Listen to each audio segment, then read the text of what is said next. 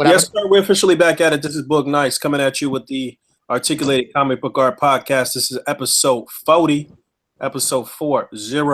Got my regular crew with me. My man Colonel Crackers, Rick Dom, Pharaoh Black. I guess Internet will be joining us at some point, maybe. I know Emiya is on his way back from UFC 205, so he's probably not going to be here, but we're going to jump right into things tonight. Fabio, let me know what you got this week. I'll let you go first. All right. Well, since it's episode 40, I went ahead and cracked open my 40-ounce bottle of Mickey's. So that's happening. What I got this week, shit. I don't think I really got too much, honestly, but let me check because I got all the boxes here. Oh, actually, I posted on Plastic and Pain earlier in the week. I went to the Mattel company store here in El Segundo, and, they don't really have a lot. It's usually just stuff that doesn't sell at retail. But if you go on Tuesdays, you get a 25% discount plus another 10% if you're a member. So, 35% off retail just on Tuesdays. And they had a couple of WWE things that I was looking at. They had the Defining Moments Stone Cold, which I did pick up. They had a ton of the Defining Moments Sting and Ultimate Warrior, but I left those because I'll probably get them later on if I ever do. But what I was really hyped on was that they had a bunch of the Prisoner Lex. It was all hidden behind all the other DC multiverse crap that they had there. They pretty much had that whole New 52 Doomsday wave or whatever. But this Lex was a good find. They had 5 of him. I'm keeping 2. I'm selling 2 to Muhammad Narola, and I got 1 available if anybody either here on the panel or in the chat would like a Lex Luthor. I'll sell it for cheap, probably $15 or something, because that's basically what I paid for it. Boxed or unboxed, up to you.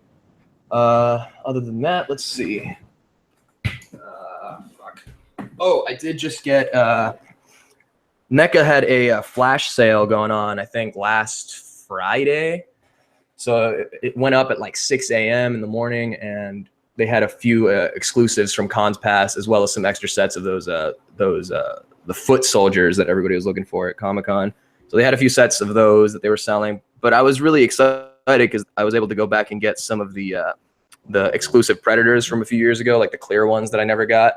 Those I'll probably just leave boxed because I don't really have a lot of use for them unless I figure out a photo or whatever. But I fucked up though because the sale went up at 6 a.m. I happened to be awake. And I'm looking through, and I was hoping they had the Cloak City Hunter from 2013.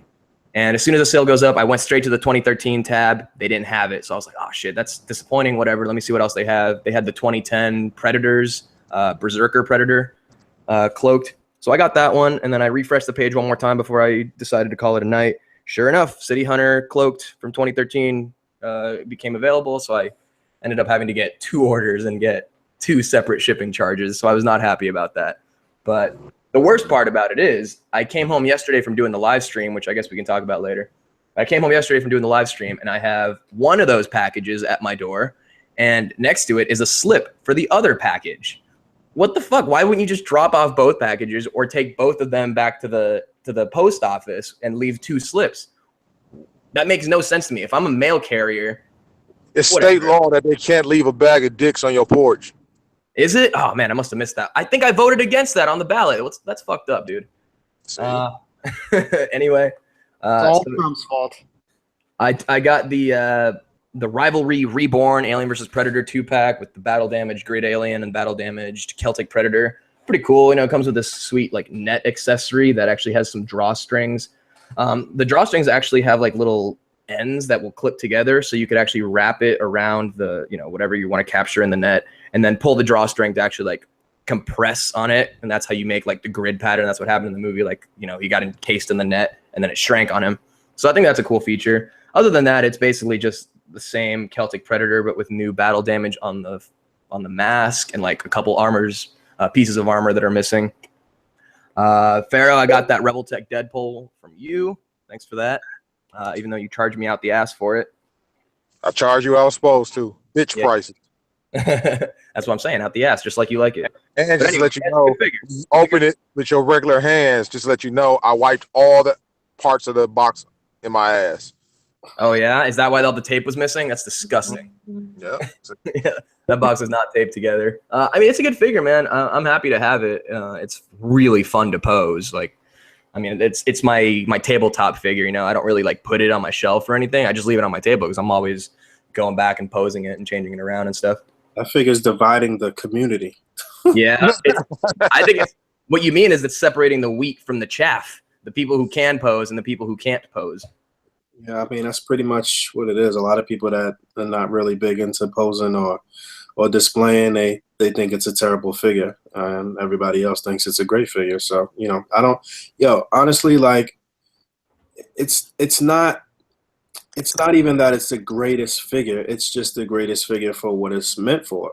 You know what I'm saying? Like for posing, for dynamically posing a figure and getting these comic book esque poses out of it, then that's what it was intended for. That's what it was made for. So it's great for that purpose. But obviously, if you try to just stand them up or put them in any type of another pose, it's gonna look awkward as fuck. It's gonna look stupid. So it is what it is. There's just so much about it that's articulated. Even the the belt, the utility belt that he has, the gun holster, and then the pouches on the side. Those are actually articulated on the back as well. His knee pads are articulated. They all have these fucking joints. It's crazy. People complain about the guns not being able to come out of the holster and the knife, and you know what? That's a valid complaint, a valid gripe. Right. They could have at the very, very least, made the knife come out because that's like one piece of most definitely. I think the figure. I mean, like you said though, for what it's for though, I mean it's cool, man. I mean, fuck it. He got a third gun then. Yeah, I mean, that's like an OCD thing, like he has a gun in his hand, but he still has it in his holster. It's just one of those things that you like would notice. But like I said, the holster thing is articulated, so you could even take the holster off, so it doesn't look like he just has like an extra gun. Yeah, I just don't understand how anybody ordered the figure, got it in, and was like, "This isn't what I expected." Right. It's exactly what they showed. A lot of these dudes don't know shit about figures, man. Sad to say, they know shit about Marvel Legends, right? And that's pretty much it. They don't really know shit about figures because this is not for the fair weather action figure fan. Well, I mean, even going back with certain people, I on Instagram, me and Anthony's Customs, we weren't arguing, but we went back and forth debating on the figure, and he doesn't like the figure at all or whatever, and it's cool for whatever reasons or whatever, but.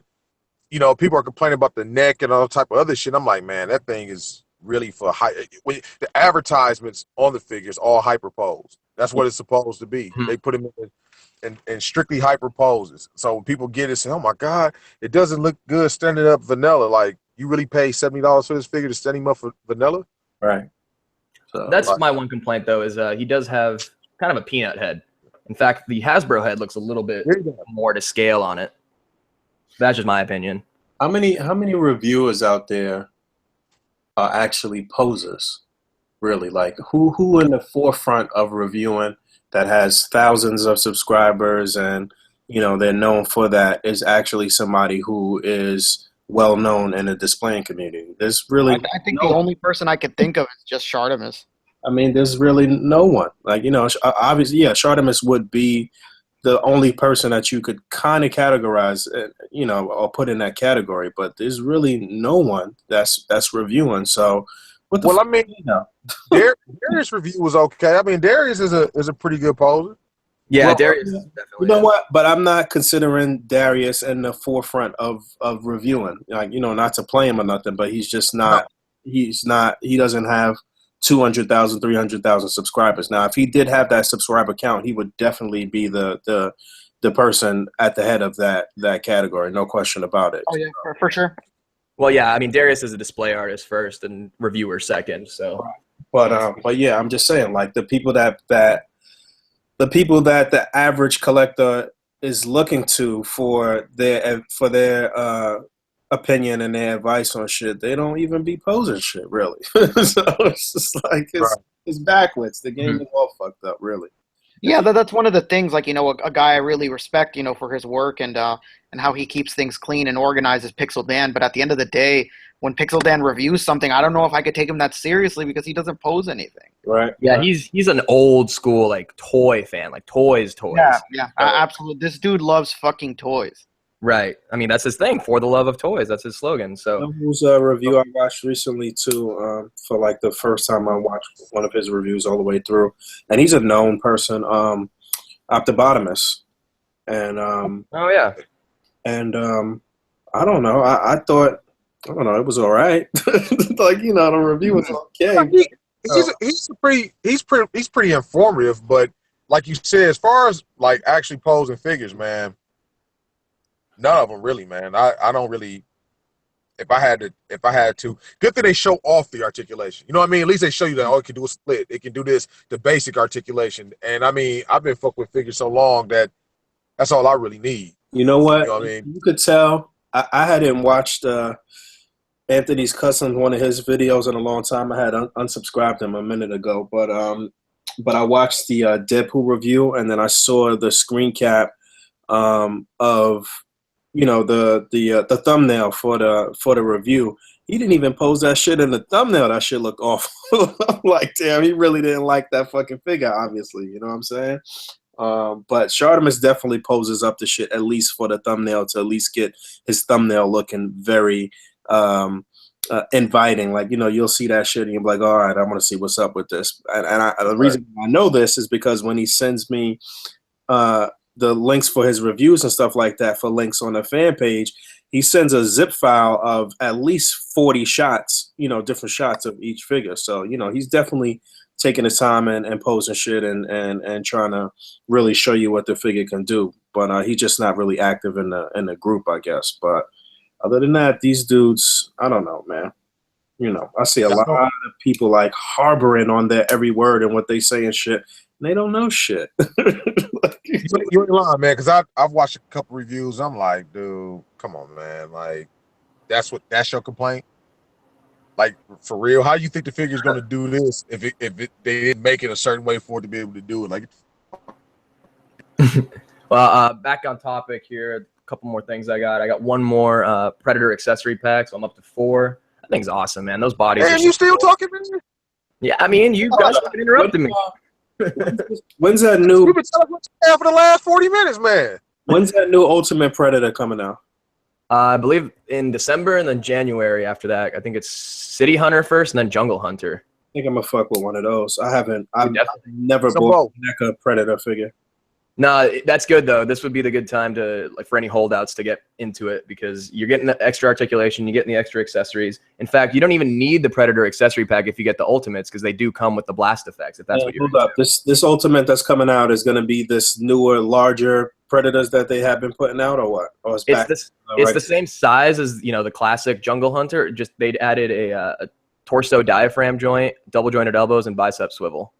That's it. You're gonna lose about an inch on it. No, it's the same height as the classic Jungle Hunter. You got to remember the AVP Predators are like big. Newer Predators. You're gonna lose like an inch on the newer Predator from the newer Predators. Right. So if you have those AVP, I mean, I know you're going to be a little bit, but I got all the Predators too. I got all the Predators too, Fabio. Okay, but he was asking me. I don't care. So yeah, that'd be a good time to get those. I don't know if they come with skulls or anything, but the skulls in the accessory pack are pretty worth it. You get a Xenomorph skull, you get a bloody spine with a skull, a regular spine with a skull, and just a skull, human skull. And then the body, which is pretty cool. Yeah, man. When they gonna do this shit though? Instead of the same spine shit they've been giving us since the last packs and shit. What do you mean? It's the same. I'm saying the same accessories. I got I got so many of them damn skulls with the spines attached. It ain't funny, man. Yeah, and because a few years ago they came out with the skulls pack that had like a bunch of different alien skulls, human skulls, and then the xenomorph skulls. And those are the ones that are meant to go on the trophy wall. That pack like sold out long ago. So this is like a new way for them to get just the human skulls out and keep those other ones like kind of exclusive, I guess. There's some weird like dinosaur looking alien skulls that go on there. That stuff wasn't included. It's just the human stuff. All right, what else you got this past week? Finally. Also at the Mattel store, I got the Build a Paul Bearer series of basics. It's like Jericho, Undertaker, Rusev, and they didn't have Neville, so I'm missing the arms on Paul Bearer, but I really just want Paul Bearer because he just wears a black suit with a red tie and he's got kind of a gut. So I want that. I don't care that's necessarily Paul Bearer, but I got them for like $3 each of these basics. They just didn't have the last one I needed. So I'm hunting eBay right now, trying to find that Neville without breaking the budget here. Yeah, you know what? I might want to fuck with that Paul Bearer too. Yeah, it's good, man. I mean, any of the WWE suited characters are pretty good. The Kane Build-A-Figure from like last year or 2 years ago is pretty easy to find. Corporate Kane. Yeah, the Corporate Kane one. What else? They have a lot. They have the Triple H 2-pack. They have something coming out that's suited, if I'm not mistaken. Oh, JBL. JBL's the basic one. So he doesn't have the leg articulation like the regular ones, but it's still a good suited figure. I think he's got a blue suit with maybe a light blue tie or maybe a yellow tie, something like that. And that's it for me. I'm pretty sure. If I remember anything else, I'll chime in and interrupt somebody. Boog, why don't you go? This past week I got Iceman from the Juggernaut Build-A-Figure wave. I know I'm late as fuck on that. I like him, man. I like that figure a lot. You know, everybody said it had those gummy parts and whatever, and it does. But for whatever reason, I still like that figure a lot. I got Havoc also from that wave, and I picked up a Venom. I was at some Toys R Us. I forgot where we was. Was we in Brooklyn? Yeah, like 5 of them. No, I didn't buy all of them, but I was surprised to see that many out on the shelf. I picked up one for my man Russell Fuller out in Australia, and I think this past week I also got. Well, it's been 2 weeks since we've been on, so I got the Deluxe Batmobile, which I reviewed. The Mafex Boba Fett, which I also reviewed, and C3PO. Which I also reviewed. So those 3 reviews is up on my channel. But where's that Hot Toys Deadpool review at? You know what? I didn't put out a regular review for the channel, but I did like a review format for a main course. So that'll be in the next main course in episode 100. So yeah, I got that too. I opened that up. I was pretty pleased with that. So that whole rundown of that figure will be in the next main course. C3PO, I wasn't really feeling like that. But you know, it's essential if you already have R2D2, and Mafex Boba Fett. I like that figure a lot. Aside from a few little minor gripes with articulation, they could have put more articulation on it. And yo, Mafex be so fucking hit or miss because like I don't know if y'all saw the pictures of Wonder Woman from the BVS movie. Oh man, that shit looks. Oh yeah, terrible. They literally missed the mark on that. Like the paint is not on the sculpt at all. Yo, not only that, but the face is just fucking terrible, man. It looks like Sarah Jessica Parker. I didn't see that shit either. And I ended up I told Emiya to separate her from my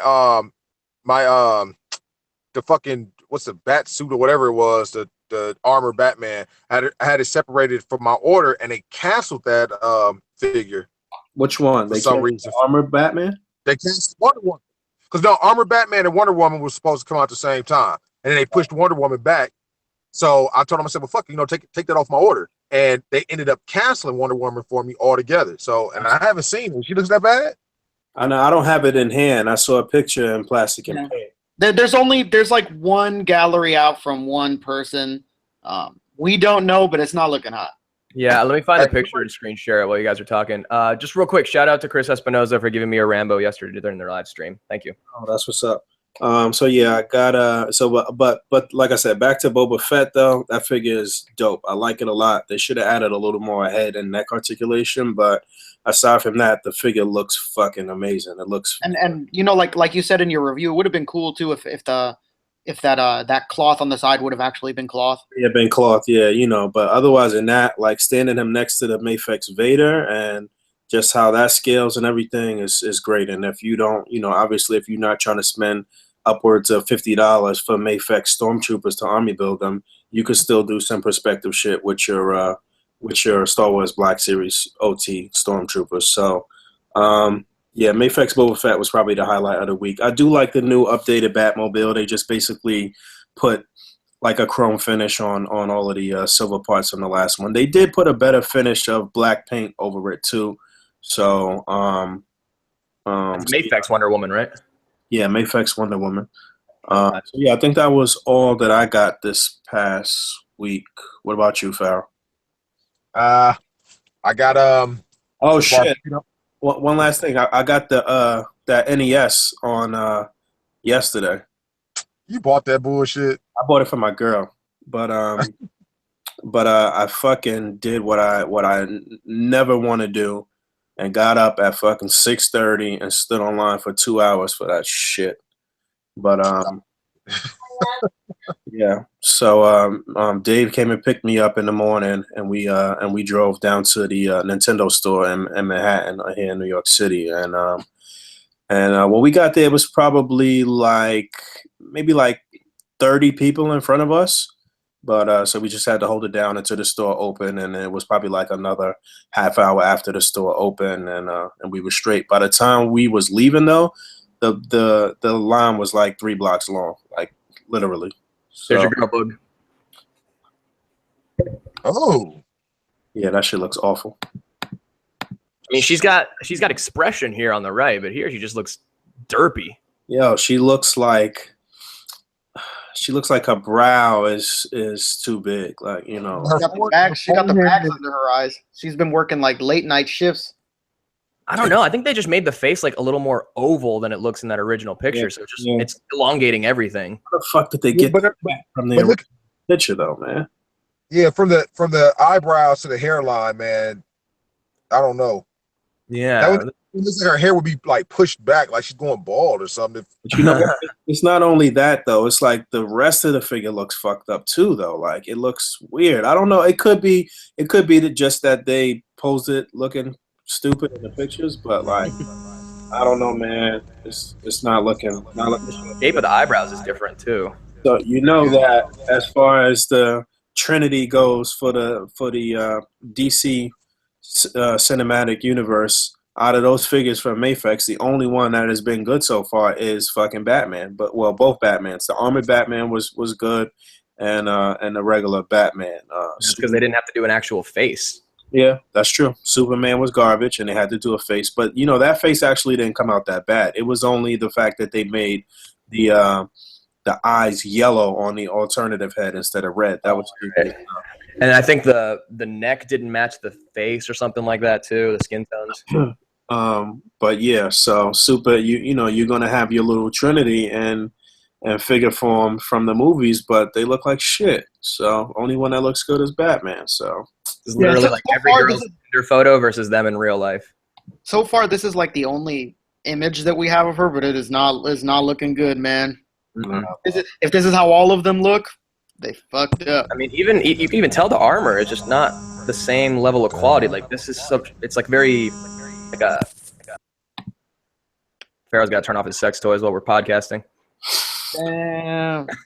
But you can see the armor. It's got more of like a black wash here. It looks like it's got like a speckle to it that just kind of betrays this more metallic look that they had going on the original, or this more bronze look. I don't know.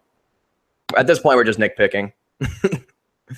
yeah, I mean, we won't know until I should probably actually have mine on maybe tomorrow. It might be here tomorrow or Tuesday, the latest. So I'll definitely try to throw up a review for her and let's see what's what. I'm eager to see the how she stacks up as far as her height and everything too with the other figures. So What figure is that? we still talking about Wonder Woman. Oh, yours is shipped. No, well, yeah, it's shipped. It's I'm hoping it'll be here tomorrow, but it's probably going to be Tuesday though. All right. Well, I was just going to get Darius to give me one. So we'll see. Tell him to think, pick the best one that he has at the store. Pretty much, yeah. Anything else for you, Boog, that you got on your haul, or was it Pharaoh? Yeah, yeah, it's on Pharaoh now, but I think that was all that I got. What you got, Pharaoh? I bought the Gundam Barbados Lupus add-on kit. I don't know. I bought some Gundams, man. I don't even know those damn things' names, man. Like if I don't follow them, I don't know them. I just buy the ones I like the way they look. But I bought like 3 kits.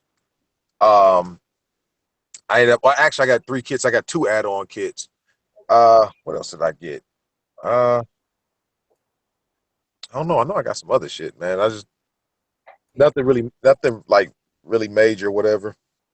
I could think of, man. I'm drawing a blank.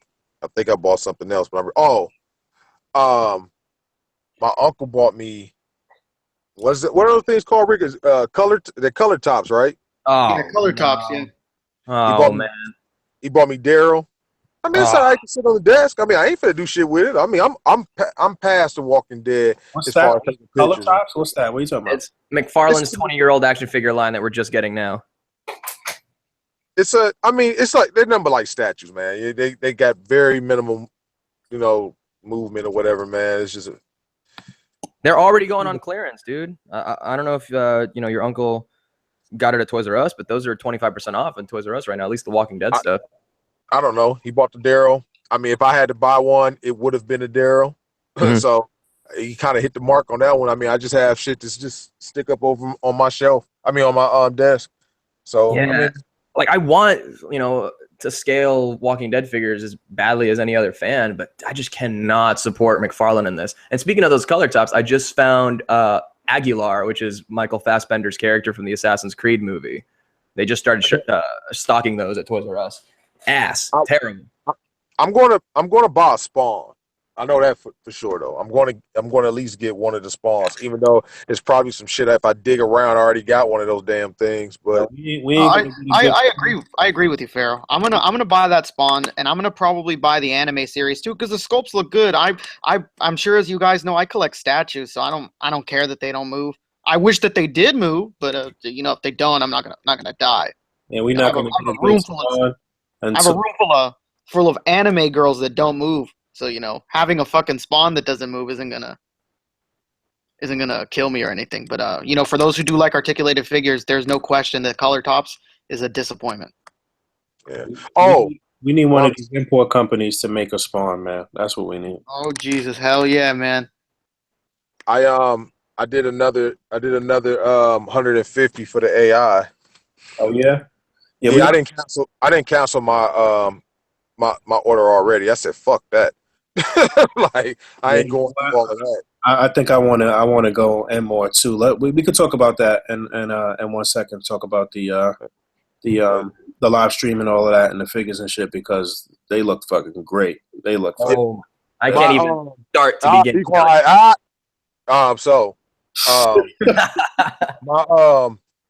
My girl, she wanted one of those Nintendos too, man. But I ain't go out there and get her no Nintendo, man. I shot over to my mom's crib, went up in the attic, and grabbed the Nintendo I had up there. Like I still had a Nintendo, but the thing is that I got to figure out a way to hook it up to the TV because Yeah, you know what? That's the thing about this new one is that it's HDMI compatible or compatible with these newer TVs and stuff. So the picture and everything actually looks pretty crisp on our newer school TVs. So that's the thing about having the original Nintendo is that you're not going to get it to look good on your really nice expensive TV, no matter what. You know what I'm saying? So, but I just didn't want to spend $60 because I mean here they didn't sell out here like that. Actually, I could still go to if I ain't mistaken, I could go to a Target and still get one. yeah, I don't know. They was I don't know what the frenzy really was, but it was definitely a hot item this past weekend here. I heard that John Papa Sergio said that some CVS's was carrying them too. Oh yeah. I think that Walgreens might end up getting them too, but Walgreens is going to charge you like $80. They wanted $80 for the Sega when the Sega came out. Hmm. But you know what? I forgot. I got that Optimus Primal figure as well, and I didn't open it yet. But I watched Wyland Customs review. That was actually the review that I watched from Optibotomist too. That figure actually came out pretty fucking nice. I hate Beast Wars. I love the Beast Wars, man. I used to watch that shit before school every day. Starscreamer is chiming in that a light gun wouldn't work on a new TV. That's kind of an interesting thing. I don't know if they put Duck Hunt on this Nest thing or if they ever plan to, but that's kind of a weird thing. I don't know why it wouldn't work. I don't know if Duck Hunt was part of the 30 games or whatever on it's not, and it wouldn't work because you need that light capturing from a bubble TV. Okay. So since it's going to be, since the screens are so different now, it's not going to be able to sense the light hitting the screen anymore. Gotcha. Interesting. That's crazy. I wasn't into the craze for those things, but I can see why people are into it. Nostalgia sells like fucking crazy. Oh, and I guess True Star is saying that the gun worked on the reflection of the TV too. Mm. I mean, it's cool and all. I don't blame anybody that wants to get it, but don't pay $1,000 or whatever it's going for on eBay. It'll show up eBay, here. those eBay prices is just ridiculous. That's not. That's just you're just being thirst at that point. You know, you just being way too thirst. I just remembered a couple other things I picked up, WWE stuff, but I got the Dudley Boys because they came with some new tables that are actually black. So these are, you know how the WWE tables are breakable and stuff. Is it the round table or the rectangular one? No, the rectangular one. But I like the it's round black, so table. the crack on it doesn't show up as much in pictures, if you ask me. All right, yeah, I might still have to get that too. You know what? You reminded me too. My girl actually had bought me like a little accessory pack of WWE shit. I got the toilet finally. I got the weights. Oh, and I nice. got the wheelbarrow. You got to look around for the WWE Create a Superstar accessory packs. They have a referee pack, a crime fighter pack, a bunch of shit. But, you know, it just comes with little accessories like a camera or you know, whatever. I think the crime fighter one is the one that comes with the riot helmet and like a baton, maybe. I don't remember. But yeah, those are pretty good to hunt down. You know what? Anybody that's listening, my girl is like into like makeup and shit. She's actually starting her own little sales thing for makeup, and so she is on this app called Mercury. But they also have like, you know, there's people selling other shit on there too. So that's where I got the wrestling accessories from. So you could check the Mercury app and see if there's shit you might care about for figures too. So anybody? Yeah, people are sleeping on apps like that, apps like Let Go and Offer Up. Man, you can get some crazy shit. Right. You know. So You know, the new Facebook shop just tab about- is actually a good place to find some stuff too. What's that? Yeah, the new Facebook shop. Yeah, that works really well too. You know what? Facebook is pissing me off. Facebook is the fucking police, man. They like all in your shit with everything, man. It's like it's ridiculous. It's Hey man, they got to make big moves, man. Well, yeah, that's the way it's going. I hated the way that they even updated the when if you try to sell something, like, you know, if you're in a trading group or something like that, like I hate that they need to know that you selling some shit. Like, come on, it's not your fucking business. I'm on Facebook to sell shit, so nobody don't know that I'm selling shit. What the fuck? That's why they got to do that shit, man. They got to start hitting you with them damn taxes. Let you start selling some shit. You and like you end up selling something like $5,000-$6,000 worth of shit, man. You gonna get a letter from the IRS, man. Whoa, Pharaoh, pump the brakes. Are you getting yourself a thin crust Domino's pizza right now? Oh yes, most definitely. That's where I am. Yes. Oh, that's incredible. Thank Fuck you for Domino's. that. Hey man, let me tell you, I had a free coupon and they got the 2 for $12 carry out. Oh no. You're Winning carrying right the hell now, out of man. those. I like Papa John's over Domino's, and I like Pizza Hut. Crazy. That shit is garbage. Yeah, I don't know. I had a I'm Papa telling John's the other day, man, and that shit was like gum. Don't sleep on Domino's, man. No, Domino's is not bad. It's just that we've had bad experiences with the Domino's that delivers to us near the house, so we just don't be fucking with. Boog got slick and got slapped by the Domino's carrier. He ain't fucking. First of all, if I get into an argument with somebody that I'm ordering food from and shit, I'm not ordering there again. Like, you know what I'm saying? Like, it's Damn. They're trying to tell you ordered the wrong pizza or something? what they was just fucking rude, man. I'm a big like. We eat out a lot. We like to go to restaurants. We like to go to different restaurants. We like to eat and shit. If I'm paying for a delivery or I'm paying and I'm sitting down and I want fucking pristine service. I want the best fucking service if I'm paying for it. I'm a tip. Man, you ordered a pizza, man. I don't give a fuck. I don't give a fuck. Unless the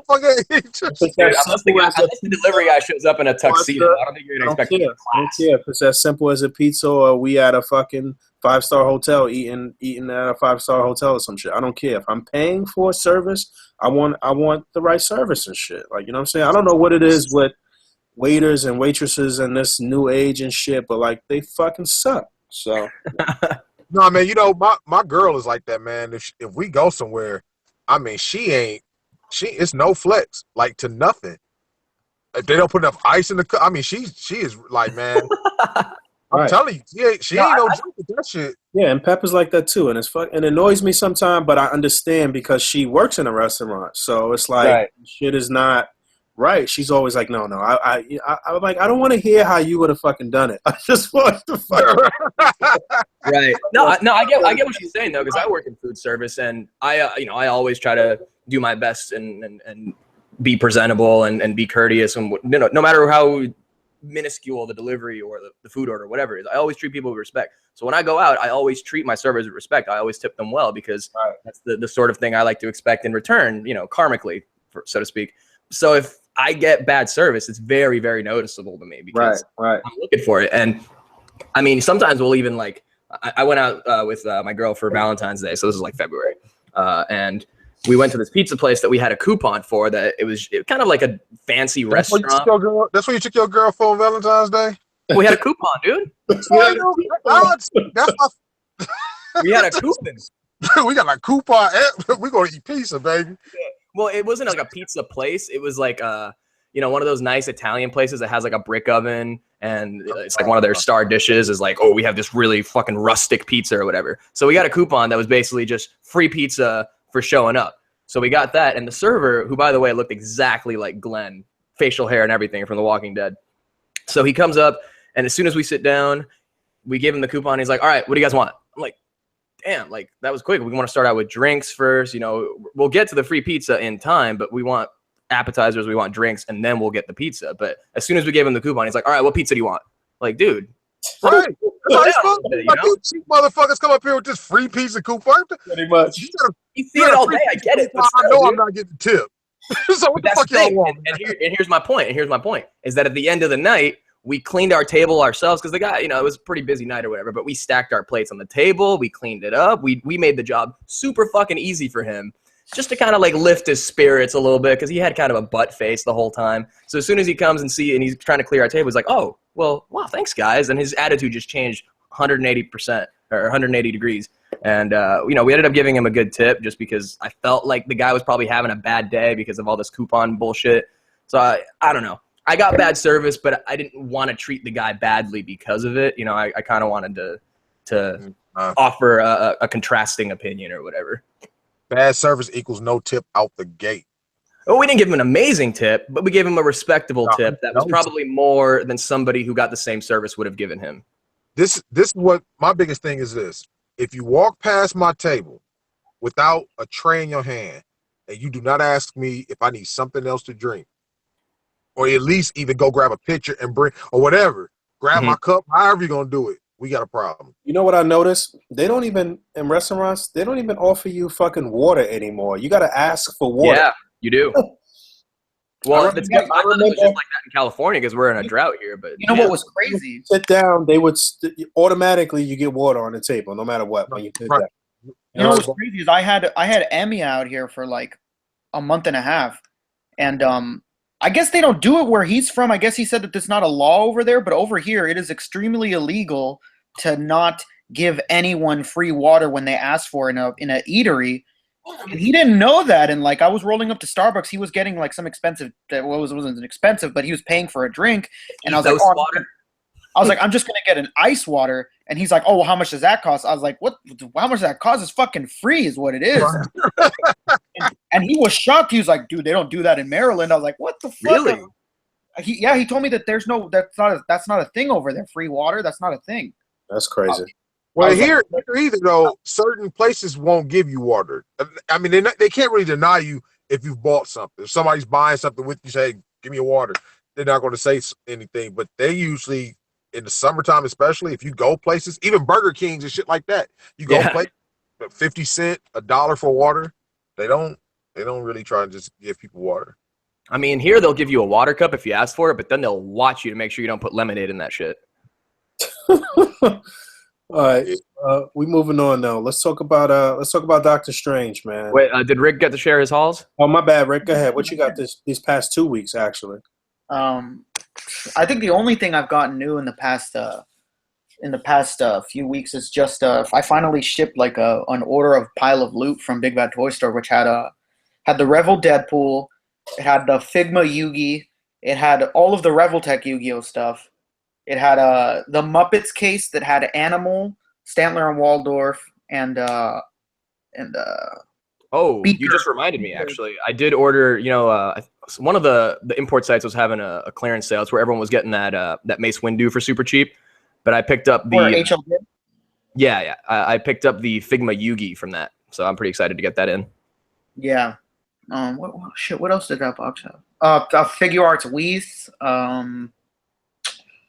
It was pretty light. I haven't bought anything really crazy. I had to go through the ordeal of that NES, and then I just ended up giving up. Like Pharaoh, I fucking own the NES and all these games. I just wanted it because number one, I love Nintendo, and number two, it was HD, so I thought it'd be cool to have. But when I got to my Target an hour and a half before they opened, there was like 40, 50 people, and there was only 10 consoles. So What? and then I look across from my Target is a GameStop, and I'm looking at the GameStop. There's nobody in line, and I could have been first at GameStop, but GameStop opens 3 hours later. It was 40 degrees. I was like, dude, I'm not fucking waiting out here for games I already own. Ridiculous, man. That's my thing is I don't really need to get. I see the nostalgia. It's cool to have like a little mini Nintendo that's shorter than a freaking big lighter on your table and it plugs into your TV. It's great. My thing is I own a PC. I can get an emulator and get every single game for the NES, Super Nintendo, anything. I don't. Yeah, man. This thing is a novel. This thing is a novel. If I see it and it's like super easy for me to get, then maybe I'll do that. But I'm not like that desperate to play all these old games. You know what I'm saying? Yeah, man. Fuck that. You know what? Part of it for me though was so my daughter could kind of enjoy some of those old school games too. But yeah, it's just that's another huge plus for parents to show kids these games. Kids. When you have them play Call of Duty, it takes them forever to not suck, and then they complain that they suck. Why am I not good? Why am I going online and everybody kills me and calls me a fag? Like, you suck. Yeah, and now, get good, kid. You got to get good.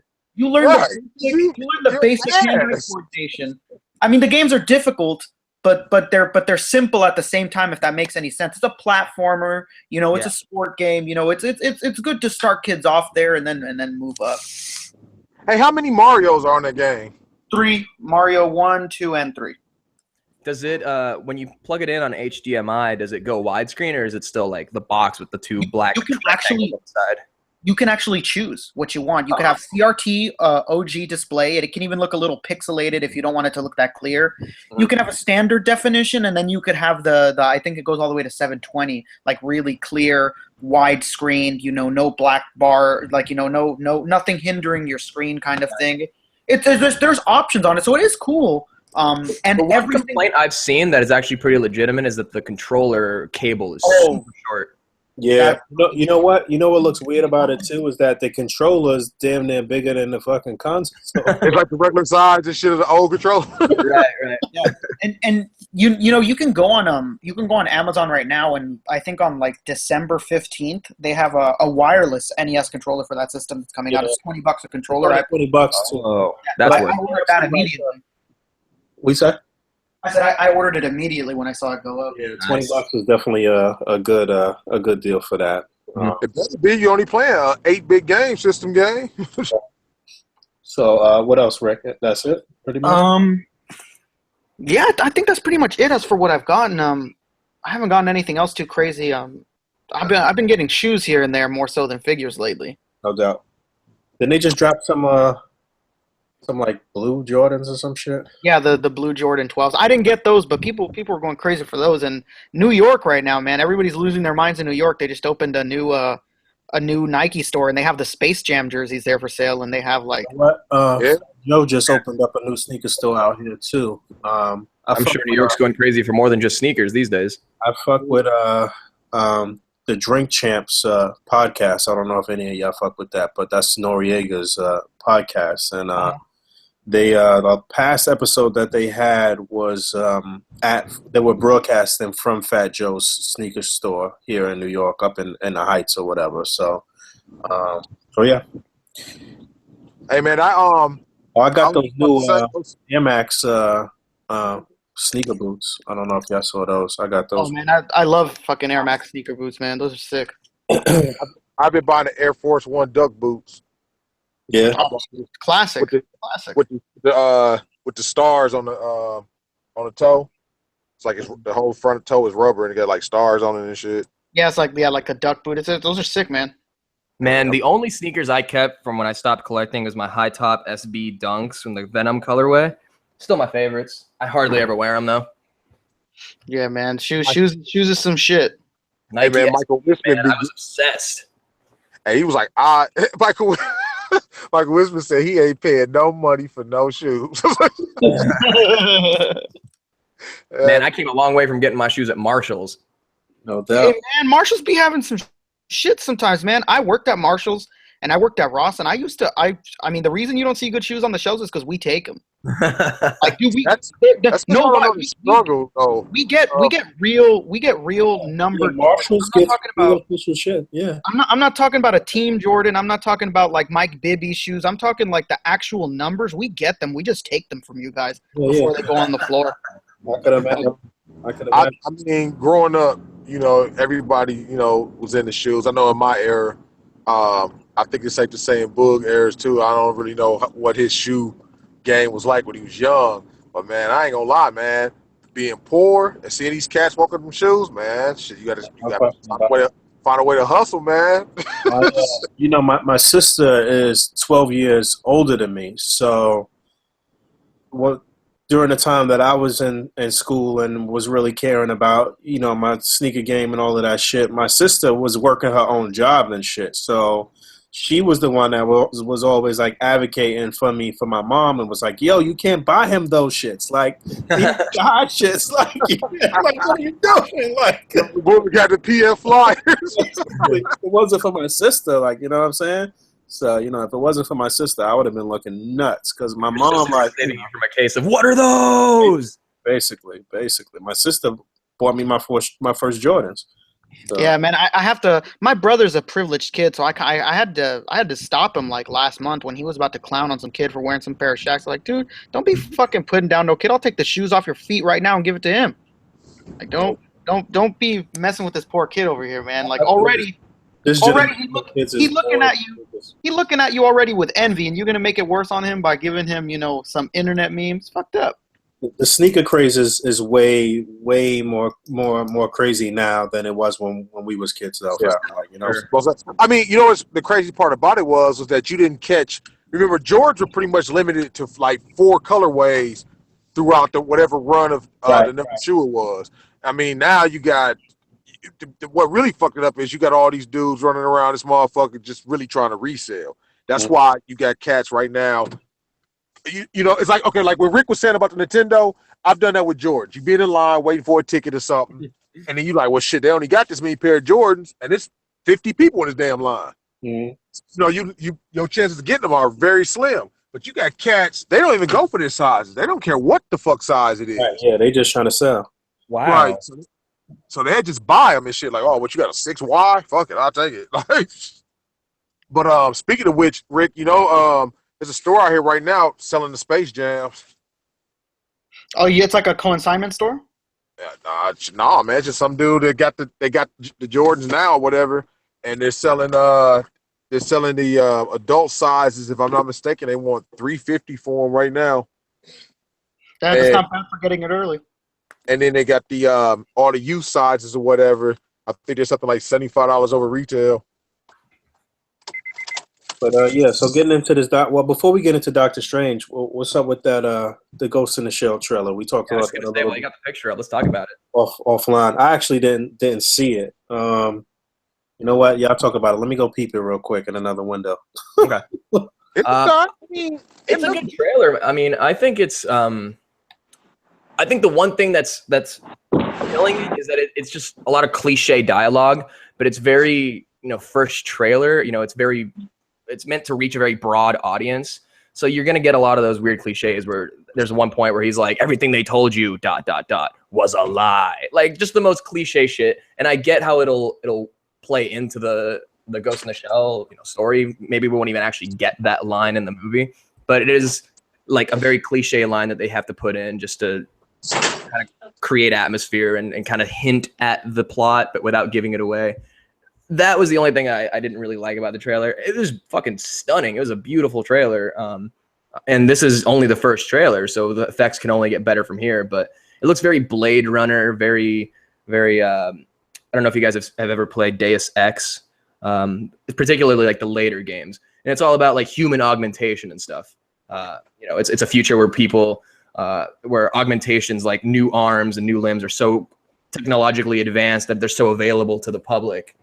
So a lot of people replace their entire bodies with cybernetics. This is Deus Ex. I just think that they went with the same aesthetic of the newer Deus Ex games as far as like how the cybernetic implants and stuff look on the bodies of the Ghost in the Shell people.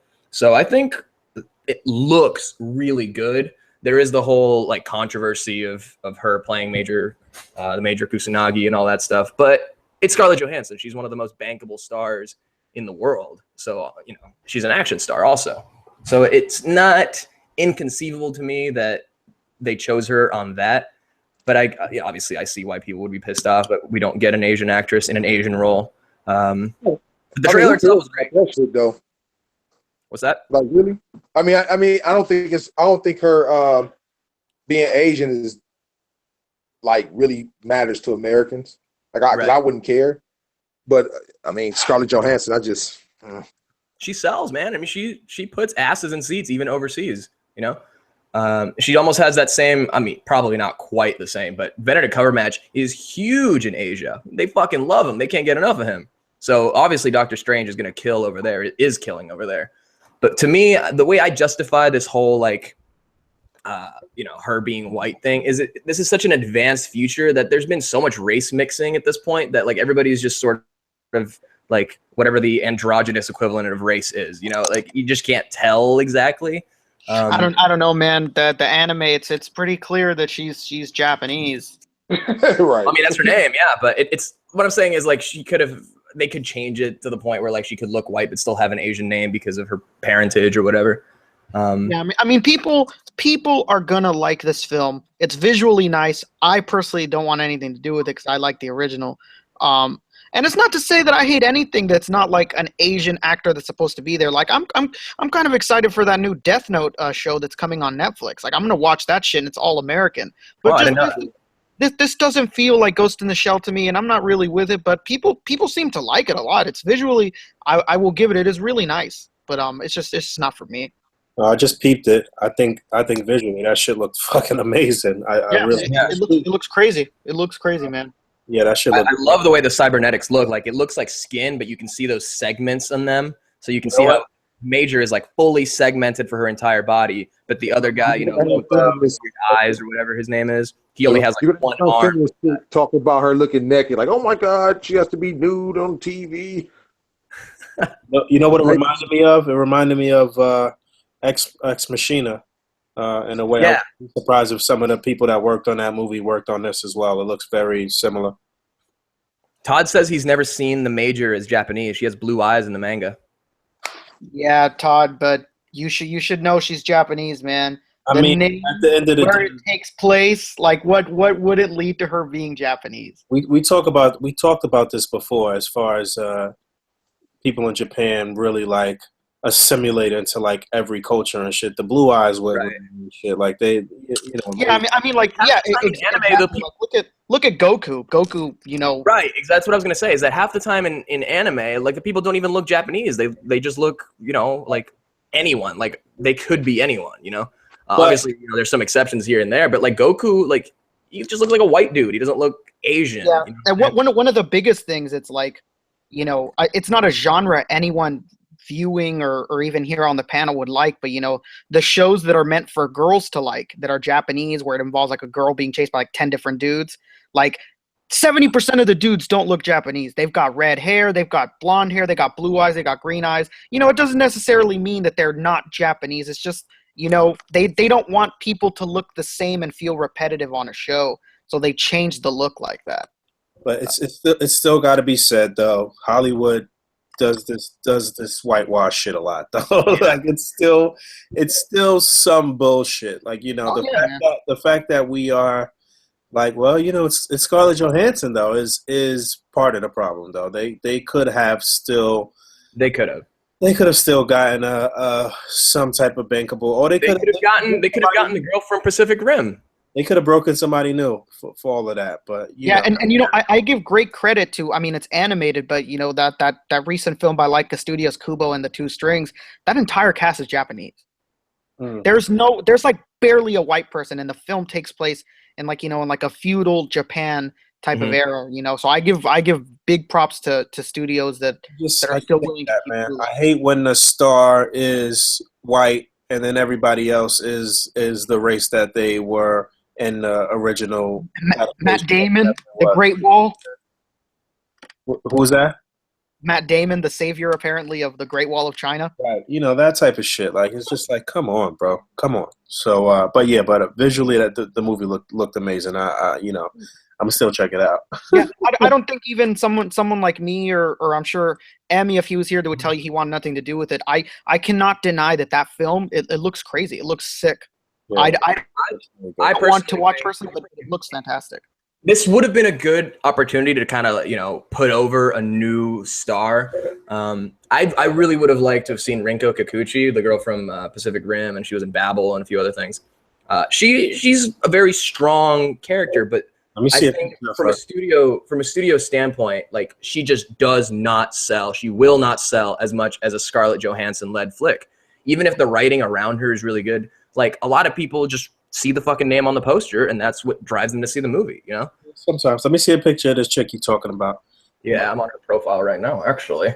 But moving on to Doctor Strange. I don't think me or Pharaoh saw the movie yet, but I think Rick and Fabio have, right? Yeah, we were talking a little bit before the podcast, but we can just elaborate without spoiling now until we give it a little more time, I suppose, and everybody watches it. Oh, okay, this girl. Okay. Yeah, from Pacific Rim. She already has the fucking hair right here, basically. No doubt.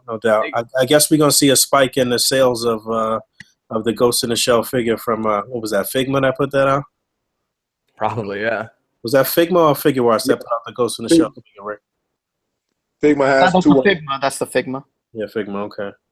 And there's going to be a few versions of it. Not even to mention that Rinko Kikuchi is super comfortable with nudity. She gets naked in like almost all her movies that are rated R. And she's a great actress. She's a great actress. I mean, yeah, that's probably more important than the point I made. But what I'm saying is the fucking picture is naked all the time. It just would have played into it fine. So Doctor Strange, what was your thoughts on Doctor Strange? I didn't see it. I heard that it was excellent in 3D. I heard that you should only see it in 3D, and that's all I know. I saw it in regular, 2D. It was still good, man. The visuals are great. What's that? What? That's a cheap bastard. Yeah. I mean, honestly, it was hard enough to drag my girlfriend to it because she didn't really want to. She didn't care. She didn't want to see it. She doesn't know shit about Doctor Strange. I kind of like dragged her to it. And then when we got there, I was like, hey, do you want to see it in 3D? She's like, I don't know. I don't really want to pay for 3D for a movie I don't give a shit about in the first place. So, like, fair enough.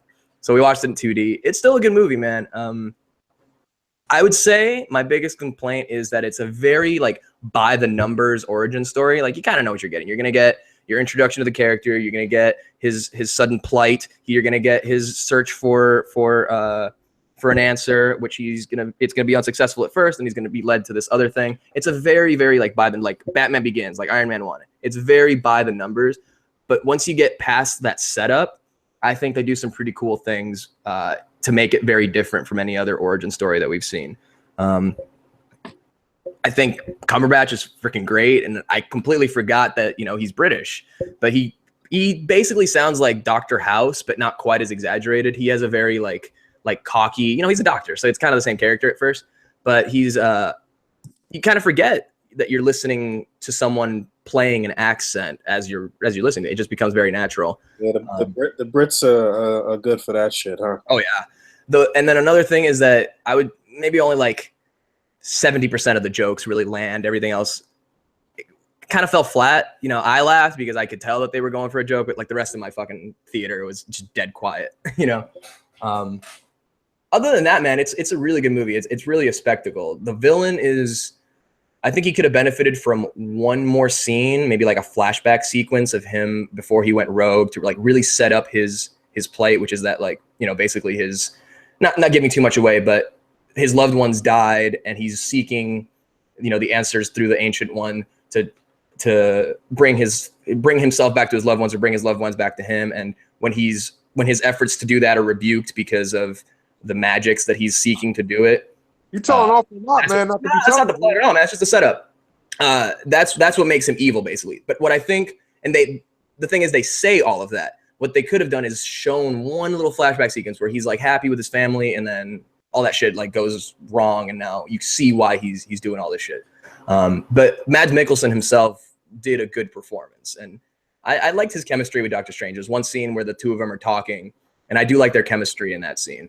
Other than that, man, it's a pretty great movie, man. I would really say it's worth seeing, and probably even better in 3D. Yeah, I thought it was a great film. I thought, initially when we heard it was Benedict Cumberbatch, it was kind of one of those things where you never imagined that the perfect casting would actually happen. Mm-hmm. And he delivered. He delivered. Mordo was great. I thought the Ancient One served her purpose really well. I felt that the film was very fast. Like you were saying, there were some things they could have elaborated on more. They could have shown a little bit more, especially for a Marvel film. I thought this was very fast. It almost seems like they're so comfortable in the groove that they just kind of know that the audience will accept what they're showing, even if they're not. Absolutely. Like everyone, Marvel themselves knows that the audience just wants to get past that first act and get into the cool shit. So the first act does kind of rush by. But his relationship with Rachel McAdams, I thought was good, because I thought that they were going to make her just sort of like the girlfriend character, but she's literally like not his girlfriend at all. They fuck, but she's not his girlfriend. And when he comes back later and he's all like devastated over his hands and stuff, and he says some shit to her and makes her walk away, it's real, man. Their chemistry is good, and then she plays into the plot later on too, which is it's almost like the comedy bits of it, which were really great. Yeah, some things could have been again playing more with them taking the time to flesh out things a little bit more. I think that the passing of time, obviously it's not going to spoil much, but the passing of time wasn't done too great. You didn't really know how much time was passing, but apparently this movie. You're just supposed to guess, Right. See, a lot of people thought that this movie took place, basically from like Avengers 1 leading into Civil War. Like throughout that time, this is what Doctor Strange was doing. But no, this movie takes place within like a year or something like that, like fall to fall. Yeah, the passing of time just really wasn't really wasn't done as well as it could have been. But overall, the film, number one, visually is unreal. I've seen it in theaters and I've seen a bootleg, and even in a bootleg, it came across as incredible. I thought the characters were pretty well done. Like you said, I wish the villain could have been fleshed out just a little bit more. Did they fuck up a little bit then, as far as this time is concerned? Because Doctor Strange was mentioned in Winter Soldier, right? Yeah, the time they fucked up somehow, because Stephen Strange is looked at by Shield. Apparently, they're keeping tabs on him. So, but are they keeping tabs on him because they know he's Doctor Strange, like the Sorcerer Supreme, or just because he's a person of interest? I've been mentioning. Well, actually, Fabio will understand what I'm going to say, I suppose. But with the power that Doctor Strange has, it actually makes sense that even in the past they would know who he is. Okay. Oh, yeah, that's true. You see now, yeah. I think the ending was pretty clever. That's the one word I would use to describe it. Yeah, like, it wasn't typical. Clever. It wasn't a typical Marvel ending. It was done pretty well. Mm-hmm.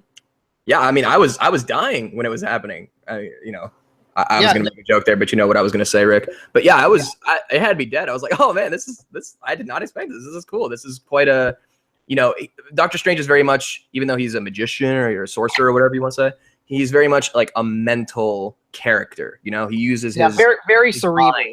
Right. He uses his mind more than his brawn or whatever to solve these problems, and that's quite literally what he does in the final sequence, the final confrontation, which I thought was great. Anything else? The ending credit scenes were incredible. There's two of them, so don't leave the first one. Excellent. All right, so Doctor Strange, Ghost in the Shell. What else in cinematic and cinema? Anything else comic related in cinema? The final trailer for Rogue One hit.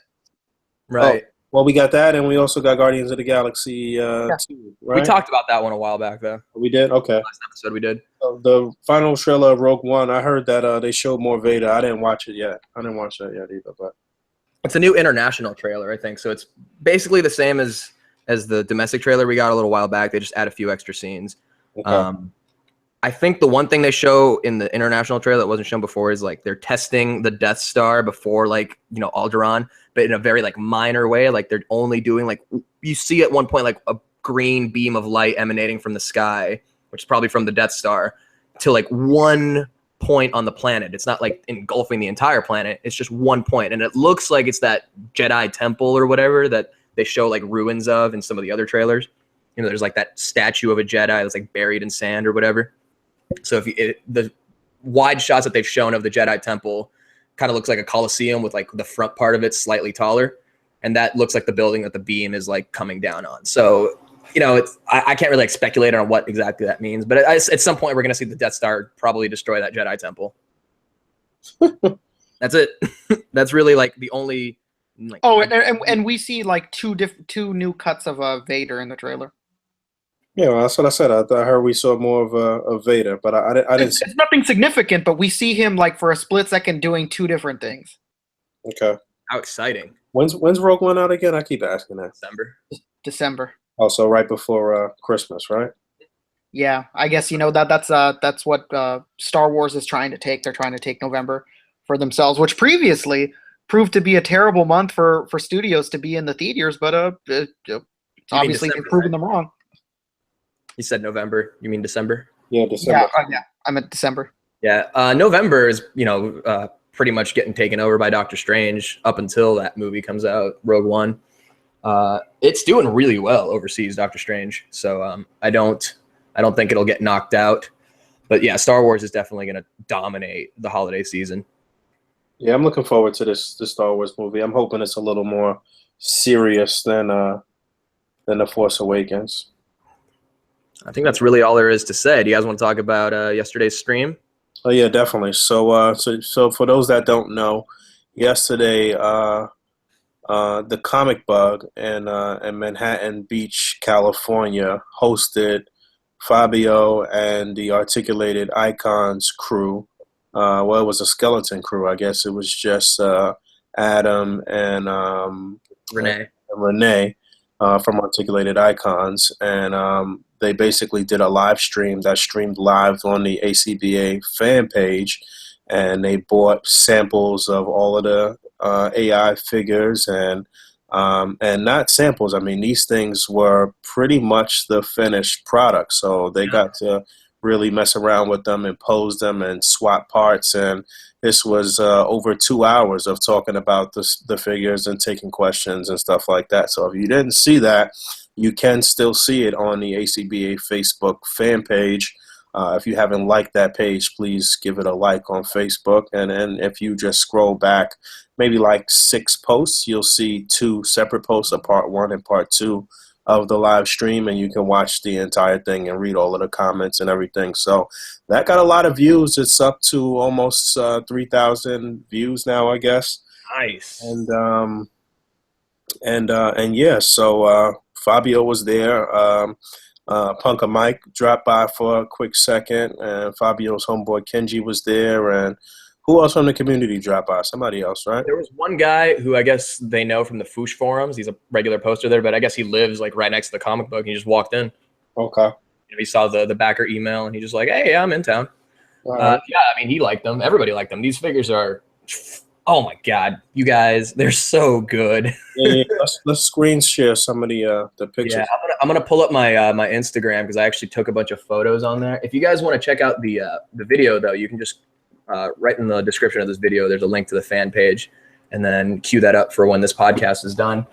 Yeah, man, it's pretty incredible. Like we knew that there was going to be a lot of swappability and all that stuff, but it wasn't until I had all of them in front of me and could like visualize the parts that you could take off and put together in different combinations that this whole thing just really like went over the top for me, man. Like we were making some combinations that the guys weren't even like allowing us to show on camera because they didn't want to, I don't know if it was like a licensing thing or whatever, because you can make some characters that look like certain licensed characters or certain. Probably just a matter of them actually making those things. You know, obviously, when you get your shit in hand, you can do whatever the fuck you want, and you can say it's whatever you want it to be. You know what I'm saying? But yeah, I understand. But yeah, man, the pictures. I from what you were saying offline and shit, I don't even think the pictures do them justice. But they look pretty fucking amazing, man. Start basic here with the Red Ninja versus Daredevil. I mean, it looks a little bit shorter here. I did get into a conversation with somebody because he was worried that this was going to be more in the DC Icon scale. But this is more showing off how much deeper of a squat he can get into. Like, he's really flexing down there. And you can see how much, like, sharper his... And, you know, we're posing in front of the camera, and there's a bunch of people around us. It's not a controlled environment for us to, like, really fucking hammer down and nail these poses. But you can see here just, like, they're in scale together. They look good together, but the ninja itself can just get into a better pose, and so it looks a little more realistic. Yeah. And you know what? I don't remember if it was Adam or Renee that made this comment, but it was one thing that stuck out to me in the when they were talking about the stuff, and he was like, "Well, Daredevil's white. You know, these are Asian characters." Yeah, you know, that's true. Yeah, that's exactly what I said to this guy. Let me read this conversation. It was actually pretty interesting. Let's see. He's like, I already backed this, and I thought they would be on the same size. Now I'm afraid that they're going to be smaller. And I'm like, you know, we had a discussion, just what you said, Boog, what Renee said. So I exaggerated, actually, when I said it was probably like a couple centimeters shorter than Daredevil. It's more like millimeters. Like, it's a very minute difference.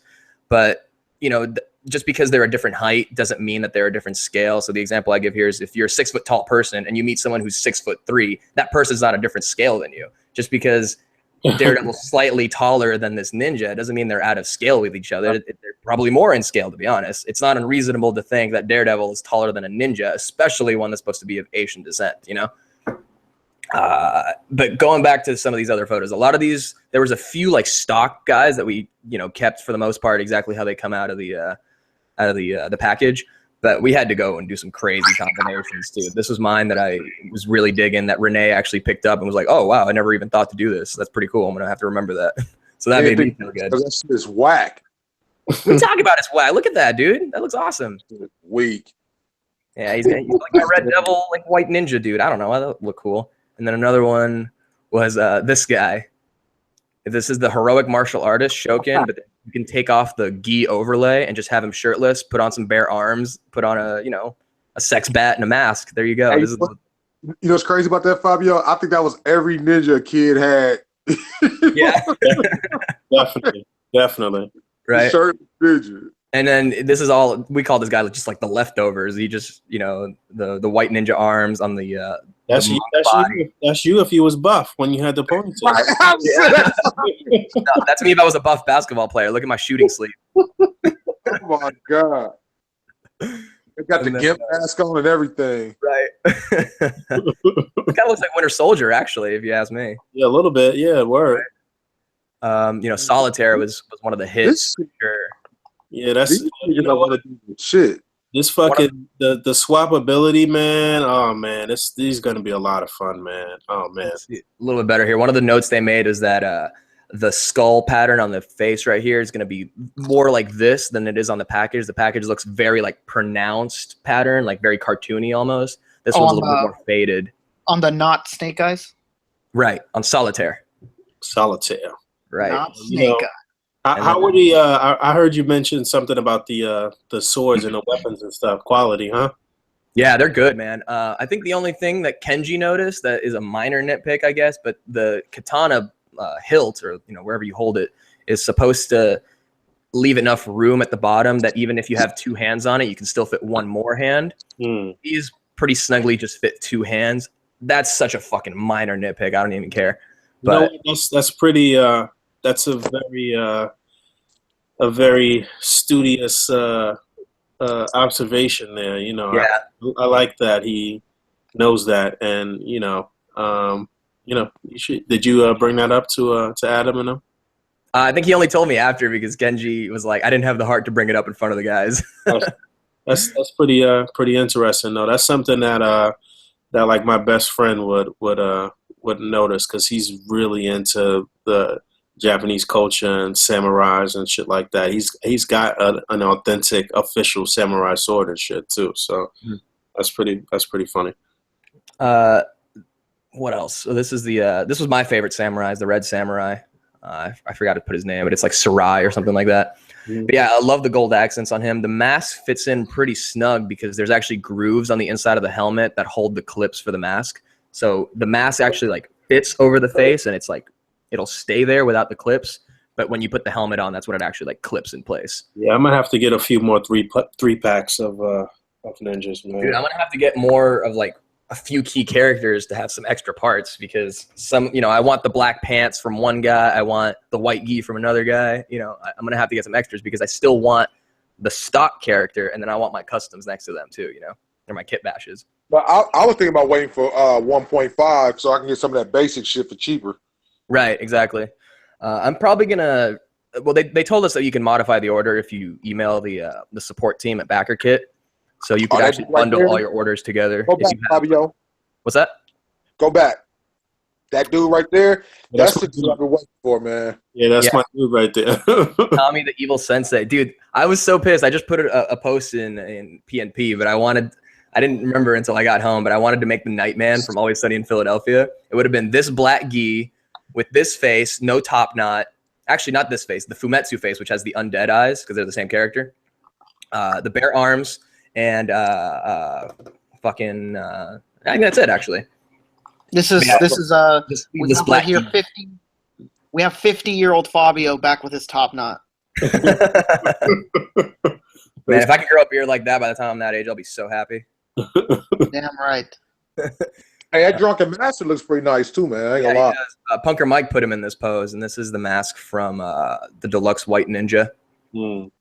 But even the hair you can swap out on these guys. All their hair, like the top knots and stuff, these little top knots, they're all pegged in. So once you take them out, you can put in either another hair piece like this guy's. If you have like a bald head, you put this guy's hair over it and it pegs in. That's how you put the helmet. That's incredible. Yeah. There's so much stuff they didn't tell us, you guys. Like, it's crazy. Right. I love it. Like, and that's nobody brought along any Marvel Legends to kind of like swap heads on them and shit, huh? We did swap some heads, but some of the pegs aren't, because the pegs on Legends vary from figure to figure, from buck to buck. These guys are all the exact same headpiece, neck peg, so they're completely swappable, completely universal across the entire line. Hey Fabio, who's that guy right there? He's from Articulated Icons, the dude that was like smiling and putting his face on his. That's Renee. That's Renee. That guy. Man, no, the other guy, the smiling guy. That's Adam. That guy, when we were at the Hasbro panel, was giving them so much shit. It was hilarious. Oh yeah, he was at SDCC. He has a berserk tattoo, and I remember I told him, I was like, dude, that's a sick ass tattoo. And he was like, oh, thanks. It was just the mark of the. Hey, it's funny. Jesse Falcon and Dave Vanna were both watching the stream. Jesse Falcon shared it a couple of times. Dave Vanna was watching it too. So why don't you remind the audience who those people are, just in case they don't know? Yeah, if you don't know, Jesse Falcon is he is currently the head of. Well, he works directly for Marvel right now, but he is still sort of like the head of Marvel Legends. And Jesse Falcon and Dave Vanna were some of the original people who started Toy Biz Marvel Legends. They both been in the game for a long time. They both got a lot of experience under their belts as far as action figures and what have you. But I think Jesse is more on the Marvel side now. He's probably cashing those Disney checks and shit. I'm not sure what. He's a producer on that Marvel What the show, with the figures and stuff. Producer. He voices. I'm pretty sure he voices Captain America and Deadpool and maybe like a couple of other characters and shit. So yeah, he's got his hands in quite a few different pots, and I'm not sure what Dave Vanna is doing right now, if he's doing anything in the industry, but he seems to be enjoying life. I follow him on Instagram. He's fucking working out and looking younger than ever and fucking traveling the world. Wow. So, well, fun fact, I'm sure a lot of people who collect Marvel Legends actually have Dave Vanna in their collection right now because he's the face sculpt for the War Machine from the Galactus wave. Right. So if you don't know, Dave Varner was primarily working on the Marvel Universe line before it turned to shit, and Hasbro ended up laying them off for whatever reason, and that was like a big thing within the community at some point. Everybody was pretty fucking pissed, and so he moved on from that, and like it was even a time where everybody, Shartimus had even made like a petition to bring Varner back. So, but I mean, obviously, Legends moved on without him, and you know they obviously have had a very good run over the past couple years. But yeah, Dave Varner and Jesse and even Dave Cortez, and it was Phil Ramirez. Those were like the original people who started Marvel Legends, and they should be credited for articulated icons in a sense, because you know those guys have a lot of respect for Legends, and everything that they've done with this line is based in part on Legends. You know, Legends fucking changed the game. Marvel Legends changed the game of collecting, because A.C.B.A. is birthed out of Marvel Legends, and you know obviously the advances that we've made in displaying, and like Legends literally changed the entire game, the entire landscape of collecting and articulated figures. So it's just to remind people also, these two guys, Adam and Renee, work for Gentle Giant. They sculpt all of the fucking current Legends. Renee, we had Wolverine and Daredevil on hand. He sculpted those, Renee. So you're not going to get a better complementary line to Legends than this, because not only is it made by the same people who sculpt your damn Legends, they did it considering they want it to go with the line. And I mean, you know, to further, you know, go on that comment from earlier, these guys so much like Legends as much as you do, they were at the fucking panel. They were right in front of me. That dude right there that's smiling was heckling the shit out of everybody on the panel. It's hilarious. When I was waiting to interview not Jesse Falcon, Dwight Stahl for SDCC, he was there, like standing with him, giving him just talking so much shit to him. Like, they're all friends, you know, they're all work in the industry. So it's just like, you know, your high school friends or whatever. You run into them, you bust balls, and then you know, go about your business. But yeah, Adam's definitely a ball buster. Oh yeah, he's a funny cat, and he's got that berserk tattoo, so he's fine by me. He has a ninja tattoo, like you can see it just right behind his ear here. He got ninja tattooed there when the line was a success. Yeah, and then on the other side of his neck, he has the brand of sacrifice. So also, if you don't know, if you watch a lot of the videos that are linked on the A.C.B.A. fan page on Facebook, the person who primarily does the Fuchsia's reviews is Robo, and he's also a part of this of that crew too that put out articulated icons too. So you know, it's 6 degrees of separation from all of the people and the that you know are somebody or are well known within the collecting and displaying community and shit. And this is why pairing up with these guys and partnering with these guys was such a huge deal for us, and something that we really wanted to do. A.C.B.A. that is, and you know, we've got a lot of really cool things on the horizon, pretty much in the same vein, and things that are on the horizon solely based on what these guys have done so far. So I mean, like, you know, stay tuned for 27 and 2018 as far as some big things that A.C.B.A. is trying to do too. And yo, I got to give like a lot of credit to this whole entire like alliance. This whole partnership wouldn't really even be possible if it wasn't for Dallas and for Walton, for the most part. Like, these are guys that are working behind the scenes and doing a lot to strengthen this partnership and to make it flourish and shit like that too. So you know, it's like it's you know, I don't think anybody has worked harder than Dallas as far as not only getting this information out to people, but really strengthening our relationship with the guys over at the Foosh and stuff like that. So yeah, and not just that, but Dallas has a full-time job. He works every damn day, and he still managed to do all of this for us. So he, you know, definitely big shout out to Dallas. Yeah, no doubt. Obviously, I mean, I can't thank him enough. I mean, I wouldn't even have the opportunity and the platform to bring this live stream if it weren't for him.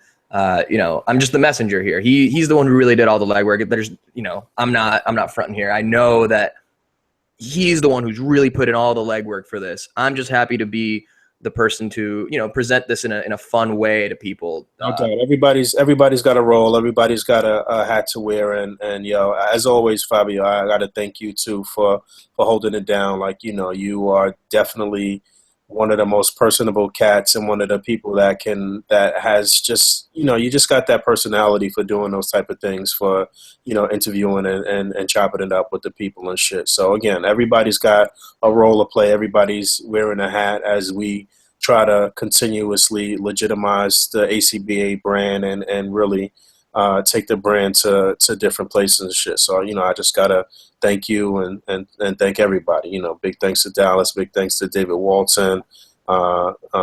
Thanks to Ty. He and I have been working behind the scenes as far as, and that's another thing. We've been working behind the scenes as far as getting this exclusive articulated icons cutout packs out to every single person who pledged at the Devoted Legions level. They're going to receive a free 10 count assortment of exclusive cutouts, and then we'll also be dropping a regular release of cutouts at a 25 count assortment for anybody else. So again, get out there and pre-order yourself some ninjas if you haven't already. You still can. Pre-orders are still open at thefoosh.com. There's a articulated icons tab in like the top left corner of the main page. Just go there. Everything is still available. My suggestion to everybody, get the martial artists first. Those are going to sell out so quick, and people are going to be so pissed they slept on those. I slept on those. I had to go back after this and add like 2 more of each because I want another extra black gi. I want another extra white gi. Get your ninjas, man. Get your if you in this game and it's about the army building and shit for you, get you a black pack or a white pack. What is it? White, red, and black? Or can you? I don't even think you could do a 3-pack of red, right? No, you can't do a 3-pack of. You can do a 12-pack of red or black. Okay, but not of the white. White is only a deluxe. Right. So you can get a deluxe white, a deluxe black, or a 3, or assortment count of red or black. But the white is deluxe single only. Yeah, I think I'm gonna have to get me another 12-pack of black and red. And speaking of wearing hats, just want to point out some things. Like I said, these are the final engineering prototypes. These are like 99% what we're gonna get. The guys made like 4.5 pages of notes on these figures right here that we got to handle. So they look perfect to me. There's a lot of stuff that I'd be ready to pick it up off a shelf. But to them, they're not done yet. They're not perfect. There's still stuff that they had to make notes on. For example, you see the helmet on Fumetsu here is a different color than his armor. The final helmet's going to be more like this gunmetal gray that they've got going here. They don't know why it came out like this, but it's going to match. Another thing is this is the basic black ninja. You see it's kind of got like a shiny blue to it. It's going to look more like this one. This is their deluxe black. You see it's more of like a matted kind of gray blue. This is how it's more intended to look. This one, they made notes on it. They're going to have to correct it. It's not going to be as shiny like that. It's going to look a little more dirty. Just a couple like random other things here and there, like the softness of the hair. They wanted to fit a little bit more snug than it is. And to me, it was already fucking perfect. But, what do I know? I'm not the creator. I don't really have that like personal stake in it like they do. So that's one of the things that I really admire about what they're doing is that they are fucking anal as fuck with this, this stuff, and that's one thing. That's a crazy. That's a trait of people who are really into A.C.B.A. as well. Like, what I'm saying? Like, if you're really into it and you're really good, you are meticulous as fuck with everything. Like, what I'm saying? And these guys are on it. For better or for worse, Yeah. So these guys are on it like that too, man.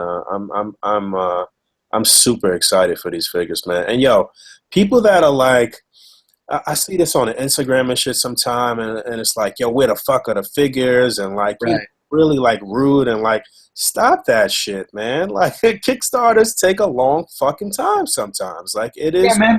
Why the fuck do the 4 Horsemen get like 2 years for their line, but this line has been a few months back, and it's like, man, these dudes are thieves. Like, yeah, that's exactly what Adam said. That he got a comment or something or a message on Kickstarter where the guy was like, "You, sir, are a capital liar and a thief." Like, dude. Like, yo, these guys are not running off with your money. No. I wouldn't. You think they'd be putting themselves out there like this and letting us promote them if they were just going to take I promise you, we would not align ourselves with someone who was trying to sham you in any fucking way. Like, you know what I'm saying? I promise you, I promise you, we wouldn't even. We don't want to end up with a whole what's it called? GBJR toys situation. You know what? this is chocolate toys. Let me tell you how on it I am. Now that you mention, what's that company? Is GBJR comes Shocker Toys. Whatever. We known for quite some time that dude who was running that company or that Kickstarter campaign had scammed people, maybe like two times prior to the last time that he tried to or the last time that he did collect funds from people. I known his history because he's been around for some years, and we're so on it as far as like the administrative staff for A.C.B.A. that we wouldn't even allow him in the A.C.B.A. group. Like, nah, you're not gonna come in a group and like act like you're gonna promote this shit to our members and trick any of our people out of money. You're not even allowed in our group. Period. Like, you know what I'm saying? So like, scamming and like in the community and shit, nah, we're not fucking with you in no type of way. We shutting you down completely. Like, you know what I'm saying? You're not gonna be able to solicit our members with your bullshit. So we wouldn't even have your money tied up in something that was a sham, And I have no pity for anyone who chose to align themselves with such a disreputable company. Of course, and if you did, then that just shows that it shows the caliber of person that you are. You so thirst to think that you're in a legitimate partnership that you'll partner with any fucking body. So, and worst of all, they didn't really care that all the other people got scammed because they got their free samples. So who cares? We got our figures. We got our shit, So to the dickheads who did that, it is what it is. No pity. But yeah, man, I'm excited for these. Very, very excited for these. They look fucking amazing. Check out the video on the A.C.B.A. fan page. Like the fan page. Get your ass over to thefoosh.com and pre-order yourself some of these ninjas. They're still selling them. They still have plenty to sell. And dude, get the modular rooftops. You're going to want the modular rooftops when you have these, and then you're not going to be able to get them anymore. Those modular rooftops are serious sleepers. And then let's open up the Q&A right now because I want to know if people have any questions about these ninjas or anything that we experienced or whatever. Maybe any fun combinations that you might be thinking of, and I may be able to confirm or deny whether it's possible. Sup, y'all? Oh, Repeat DC is here. What's up, man? Repeat DC is funny. I was at Toys R Us after my work shift, maybe like last week or something.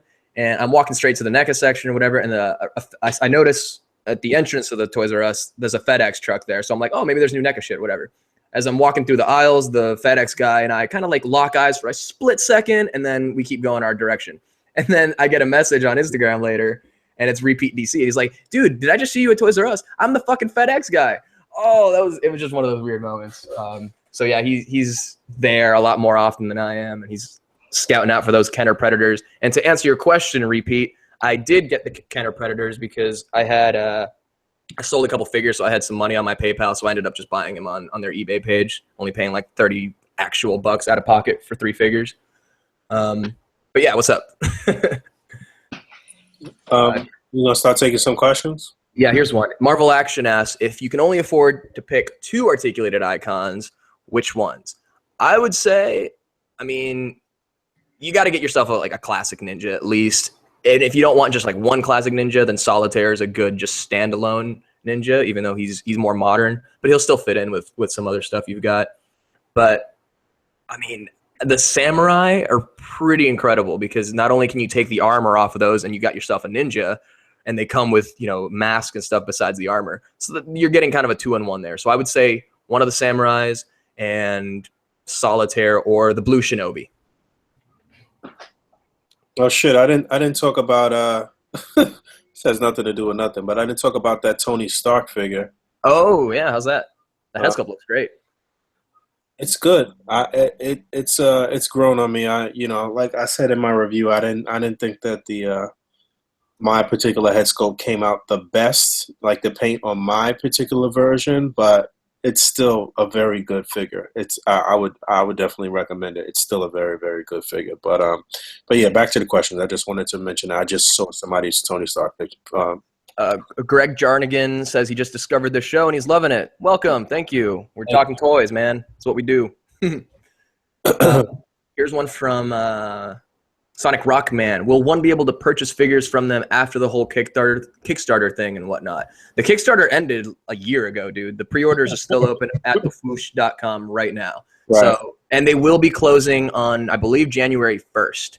Pretty much what you're missing out on if you didn't do the Kickstarter is getting the deal for the Devoted Legions pack, which basically gives you one of every figure plus a few bonuses that they threw in just for the people that pledged at that level. And at that level, it was like $500. But you can still pre-order pretty much any of those figures, and it will be a little more expensive than the value you would have gotten for Devoted Legions. But Right. But according to what Fabio is saying and what we've seen, it's definitely fucking worth it. And the price was always going to be a little bit bigger, more, just because this is basically a third-party line. This isn't from a big company. These guys are footing the bill themselves, Right. with our help through Kickstarter. So the price was always going to be a little bit higher than your average $20 retail figure. But even so, oh my gosh, is it worth it? $35 for one, I think, deluxe ninja, maybe? So worth it. So you're going to get all those accessories. You're going to get the rooftop. You're going to get – it's perfect. You basically falling right in between the price of a domestic and an import figure, and Right. you're getting the import level swappability and accessories, though. Mm-hmm. Not to mention they're super durable. Like Adam was smashing them together. He was twisting them all sorts of different ways. I wasn't being like super gentle with them either when I was swapping parts, and it just completely held up. I will say the only thing that we broke, and we didn't notice, we didn't actually break until we were putting everything away after the live stream, was one of the arrows on one of the samurai, just one of the loose arrows. That's it. Everything else is, and it's a tiny little piece of plastic that's very liable to break, but everything else just holds up perfect. And speaking of arrows, you can actually take the big bundle of arrows out of the arrow sheath or whatever it's called, the quiver, and have that as an empty quiver, or just put like one or two arrows in there, whatever. There's so many display options. You can put weapons in there. We could fit a sex bat in there. It was great. That's great. Yeah, man, I'm fucking hyped. I'm excited. I got to go back in and give me some more 12 packs. So. There's so much swappability, man. Like I was having so much fun just like putting all these weird combos together. Shout out to my man that won the giveaway too. Yes, Rogers Douglas. You know what? He's Rogers Douglas there, but apparently he is. I'm gonna tell you who he is on Instagram. I think he made the Sunday special like a couple of weeks ago too. What's his Instagram handle? I guess you could take another question while I find my man here. Okay. Let's keep talking about the ninjas for just a minute. With what characters are you planning to use the articulated icons ninjas? Daredevil, Batman. I actually think these will fit in really well with the Mezco 112 line as far as scale. So I can't wait for my Mezco Batman to take these guys on. Wolverine, even Elektra. You just have her like surrounded by red ninjas, leading Iron Fist, Luke Cage. Just about every freaking known street level type hero has taken on ninjas. So dude, like half the comics I've ever read always start like, it was morning, I was still in my towel when the ninjas attacked. Like ninjas are fucking everywhere. Ninjas is where it's at as far. And here's the thing: this isn't just a complimentary line to your Legends. This is still its own line with its own stories and characters. And if you go on the Foosh, or when you get them, like read the packaging, that's gonna make you love the characters and want to leave them as is. That's exactly why I want to get doubles of a few of them so I can take their parts and kit bash them and still keep the originals. But yeah, the stories are fucking fascinating, man. Particularly Here we go with pictures. I'll pull it up right now. This guy, the evil sensei Itami, he at one point tries to commit suicide, but is unsuccessful, and he's basically like reborn as Fumetsu, the undying Ronin. He's undead. He can never die. He's undying, and so he goes through the feudal area, through history, and becomes in modern times Solitaire. So this is the same character. You can even see he has the same eyes and stuff. So that's one of the most fascinating things to me, in my opinion, is just this like undead character. With the storyline and everything too, man. That's very commendable, man. Mm-hmm. So it's exciting, man. It's really, really exciting to see, legit collectors become the maker, for lack of a better term. Right. They kept saying this is the first time they've seen a project done soup to nuts, start to finish. They've done a lot of sculpting of action figures in their time, but it's always been for another company. This is the first time that it's really like their baby that they're seeing to fruition. Oh yeah, and it's my man Roho_54 on Instagram who won the deluxe White Ninja set. That's ROHO_FIVE and the number 4, Roho_54. So shout out to him. Make sure you hit Boog up, and he'll put you in contact with Dallas. Yeah, it's going to be a little while, obviously before you get them. But we actually have some prizes to give out ourselves through A.C.B.A. for people that won stuff too when we were first promoting this, and we got some surprises for some of the A.C.B.A. admins too. So yeah, man. Let's take another question here. Let's see. I have a friend who wants to start collecting Marvel Legends and wants to get the best of what is currently out. Isn't there a list that shows what figure is best, like the best Spider-Man is this one and so on? There's MarvelLegends.net. I don't know how much they've been updating it in recent years. It's a good place to look at like a good back catalog of Legends and like see by character, all the different appearances that they had in the line. If you're talking best Spider-Man, it's probably still going to be Pizza Spidey. Still going to be Pizza Spidey. If you could get your hands on a Pizza Spidey right now, grab it. If you can get it for $30 or less, grab it. Pizza Spidey. What you're describing and looking for is really just something that you can achieve by watching some certain reviewers' reviews. They'll tell you like, "Oh man, this is my favorite Spidey," or they'll comment that like, "Hey, this is a really good one, but this one is still my favorite." Shout out to rundown of some of the best things that have come out recently, though. You definitely want to get yourself a Pizza Spidey. You definitely want to get this new Iron Fist that just came out. You definitely want to get the brown suit Wolverine from the Juggernaut wave that just came out. Mm-hmm. You probably want to get the most recent Captain America from the regular 616 universe or whatever universe they're calling it now. What wave was he in, that Captain America? Was that the Red Onslaught wave that he was in? I think so. That was the Wolf. Yeah, the Wolf cap. You want that cap, and you want to replace the shield that comes with that cap with any one of the movie Captain America's shields with the official straps, and those shields are actually bigger and more official to go with your regular comic base figures. Hobgoblin Wave Daredevil is the seminal Daredevil. Absolutely. You definitely need that Daredevil, especially if you're trying to get into the AI stuff. You definitely want a classic official Daredevil. Black Panther. No, Repeat DC's saying Black Panther. That one's really hard to find. At least like the classic comic Black Panther. We'll get another Black Panther though. We'll get another Black Panther. We will, yeah. Just fielding some more questions here. If you contact support and have them reopen your original Kickstarter packet, do you get the Kickstarter price or current price? Kickstarter price. Do you think they'll put out a ninja with snow camo like the Sideshow Storm Shadow? I don't know. You gotta realize these guys, they took a lot of inspiration from all these different forms of media, martial arts movies, and even G.I. Joe. But at the end of the day, they're still making their own line.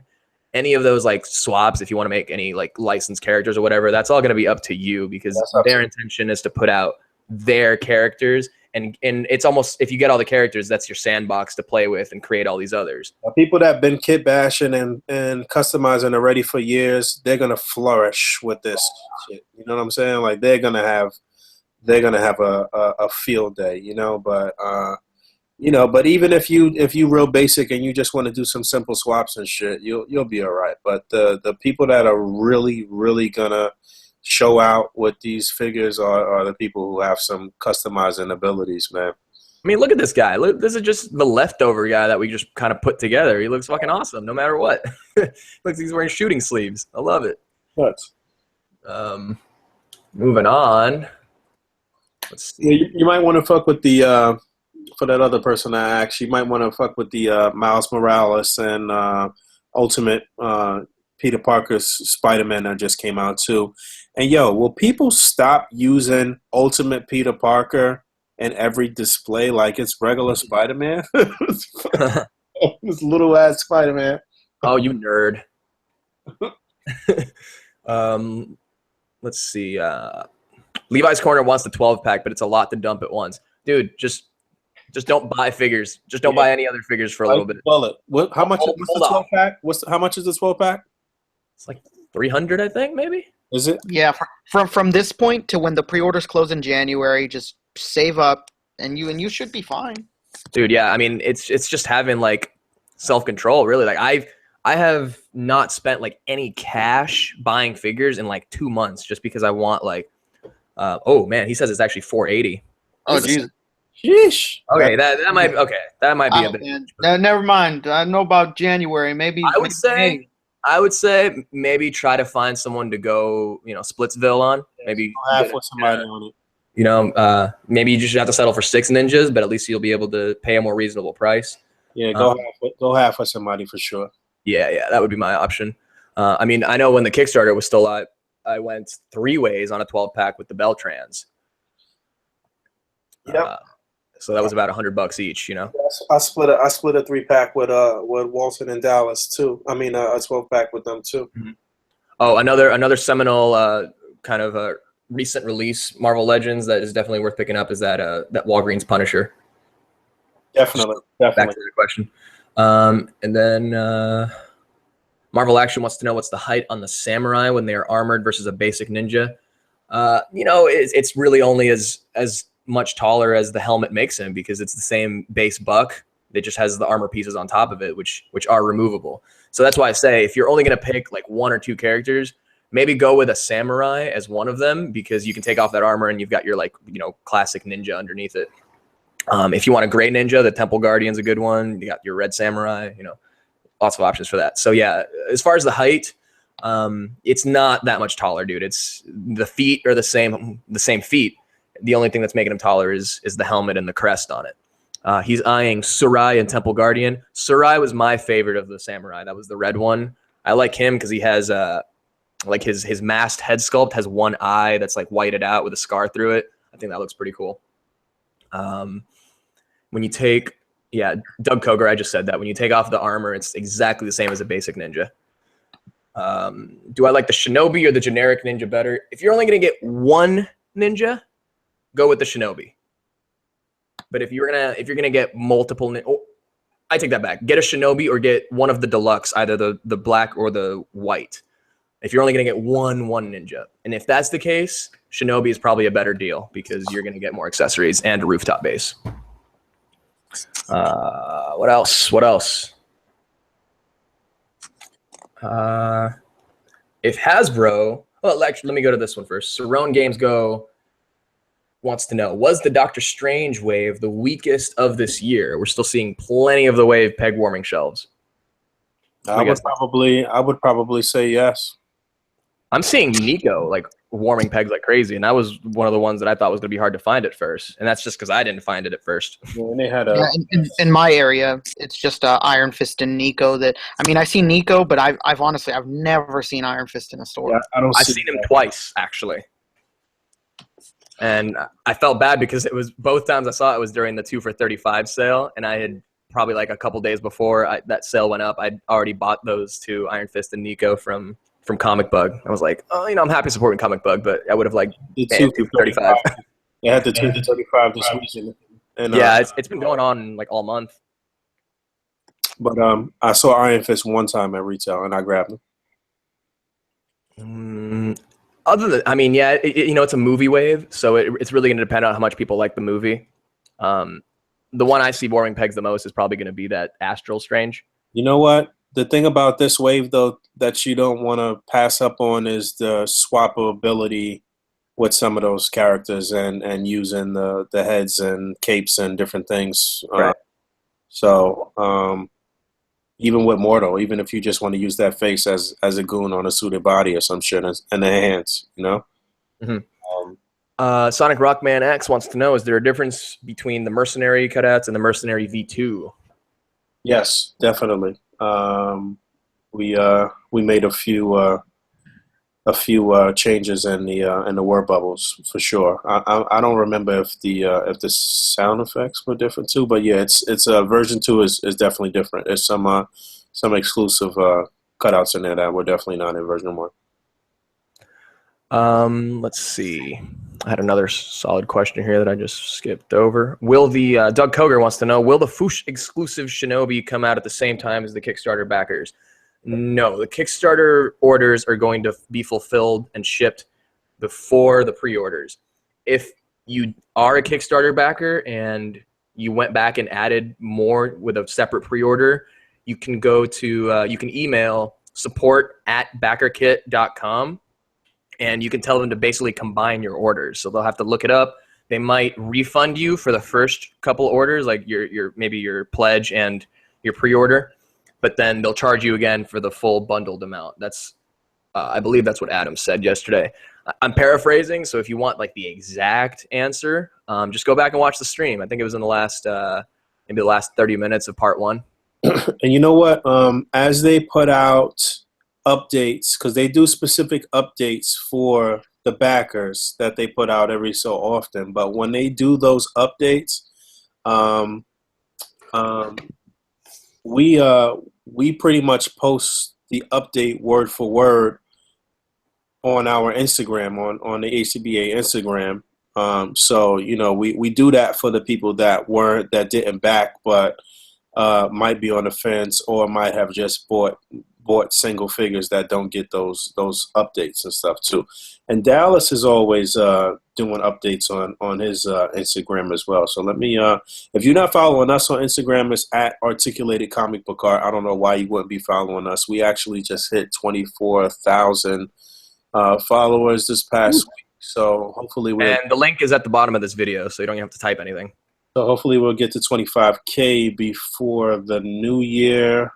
So thanks to anybody who's following us there. And then if you want to follow Dallas, his Instagram is, what the hell is his Instagram? Durable Collector, right? Yeah, that's right. No, he just changed it. Now it's the real Dallas James. Are you sure? Yeah. Really? 100%. Yeah, it is. It's the real Dallas James, but it does say the Incurable Collector. So the real Dallas James, all spelled like a regular person, no hood shit. Dallas is in Texas, not hard. Yeah, the S's aren't money signs. It's not. It's not on the rap. There's no leet speak here, There's no numbers instead of letters. That's new age shit. That's 90s baby shit. It really is. They don't fucking speak English. They don't type English. Man, I'm still texting any girl I'm cupcaking with 143. It's happening. Marvel Action. Wait, just kidding. I had the wrong one. For Boog, here's an interesting question from Zrak Imran. What's the hardest thing about managing A.C.B.A. as the brand, as the company, whatever? You know what's funny? What's difficult is trying to be hands-on with everything and not not to sound all full of myself and shit, but as a boss, you have to learn how to delegate and you have to learn how to take a back seat for certain things, and you don't need to be involved in every fucking thing that's going on. That's why you have people that you work with. So for me, that's probably one of the most difficult things, is just falling the fuck back. You know what I'm saying? Like and trusting Fabio to hold it down, or trusting Pharaoh or whoever to hold it down for whatever it is that they're tasked with too. But yeah, that's probably one of the most difficult things. Like, like you want to be hands on with every fucking thing, and it doesn't work like that. You need to know how to divide your time and how to capitalize on your time. But for me, it's never really enough hours in any one day. Like, I'm always like, down to the minute of shit that needs to be done. I'm always scrutinizing on every moment of the day. Like, there's never enough time in the day, really. So that's probably the big thing is time management and just delegating, I guess. And my girl is a huge part of getting things done.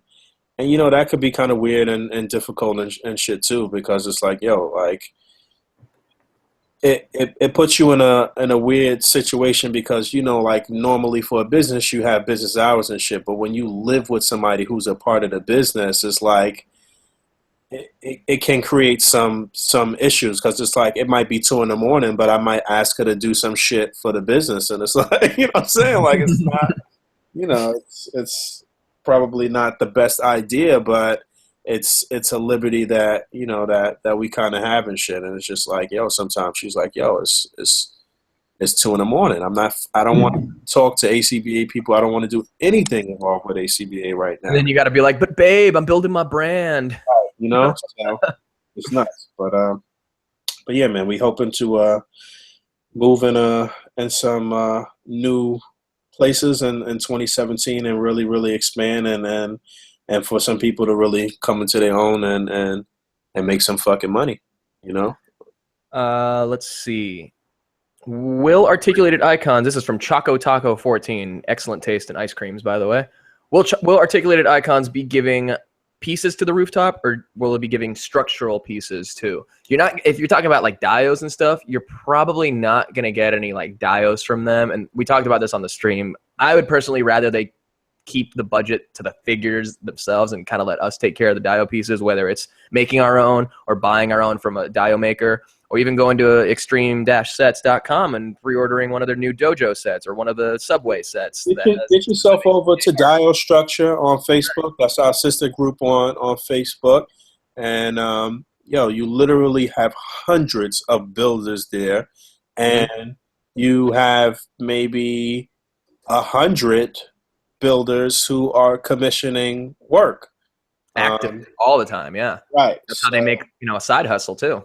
Right. So whatever you want, it's possible. You can have somebody build it for you. If you don't have the skill set or the ability to build your own, you can absolutely get with somebody over there. Fabio mentioned Henry Beltran, my man Al Figures, Chris Lyons. There's so many. Flash Archuleta, Flashwork. Flashworks 24 at Flashworks 24 at Al_Figures.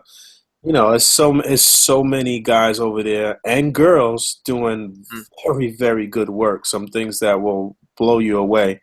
And yeah, if you don't have the time or the patience for that, but you still want to, do some displaying and you still have the ability to display, then you should commission some work. Let's see. Oh, and that's Dio Structure. Dio Structure. DIO Structure. All one word. Dio Structure on Facebook. Mm-hmm. It really is what the industry has come down to. Like, a lot of these companies don't really have to put out Dio pieces because it's just become such a hobby of its own. There's plenty more. There's so many other ways for you to get a Dio other than a company. Then a company doesn't really have to put a Dio out. And it's for someone like Articulated Icons, this is their first start to finish action figure line.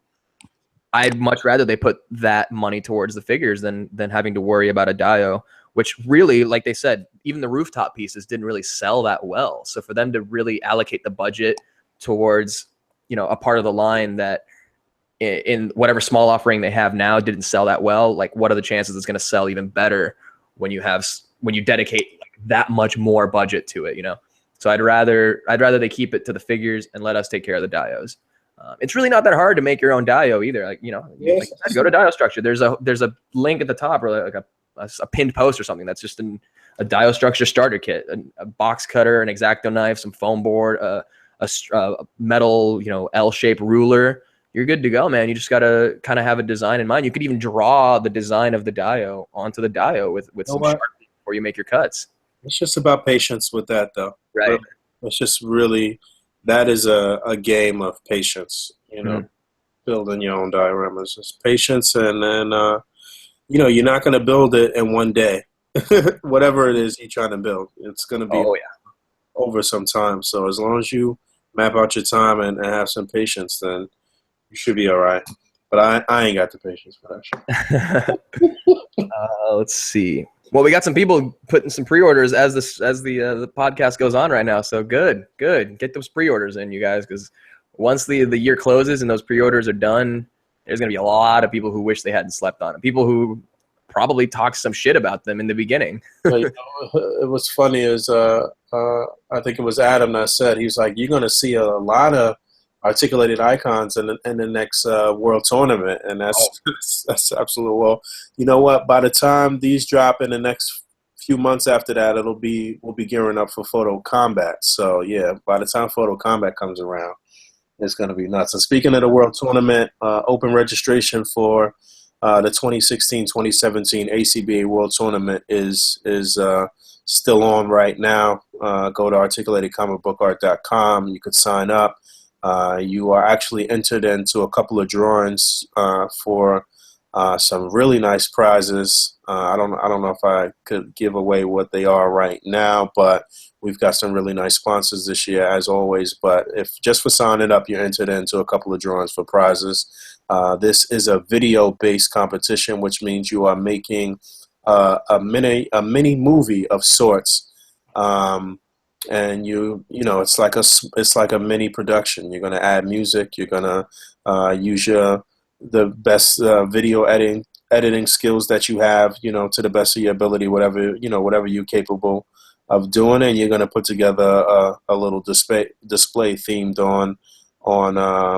Well, we got three different themes. There's 3 rounds, and once you actually pay your entry fee, you get a download with all of the information that you need: the calendars with the dates, the rules, the glossary of terms, the themes, and a little intro that you need to add on to the front of your videos when you upload them. But it's a very fun competition. It's not easy, but it's doable. If you've been in a Facebook group for a year or better, you can do this. There's no question about it. So yeah, check that out, articulatedcomicbookart.com, if you want to sign up and check that out. And even if you want to just look at some of the displays from last year, you can log on to the A.C.B.A. fan page on Facebook and click on the events tab, and you can actually look at entries from all of the competitions over the past couple of years, not just the World Tournament, but Photo Combat and whatever else we've had that we've hosted on that site. So yeah, we try to get get up to a certain amount of participants to make sure that we could move forward. As always, that's how it is every year. We always down to the wire as far as making sure we get to that level. So don't be on the fence. Come out, have some fun. And the sooner you sign up, the more time you have to work on your entry, because by the time the sign-ups end, you'll only have 1 week to actually get the entry in. Yep, exactly.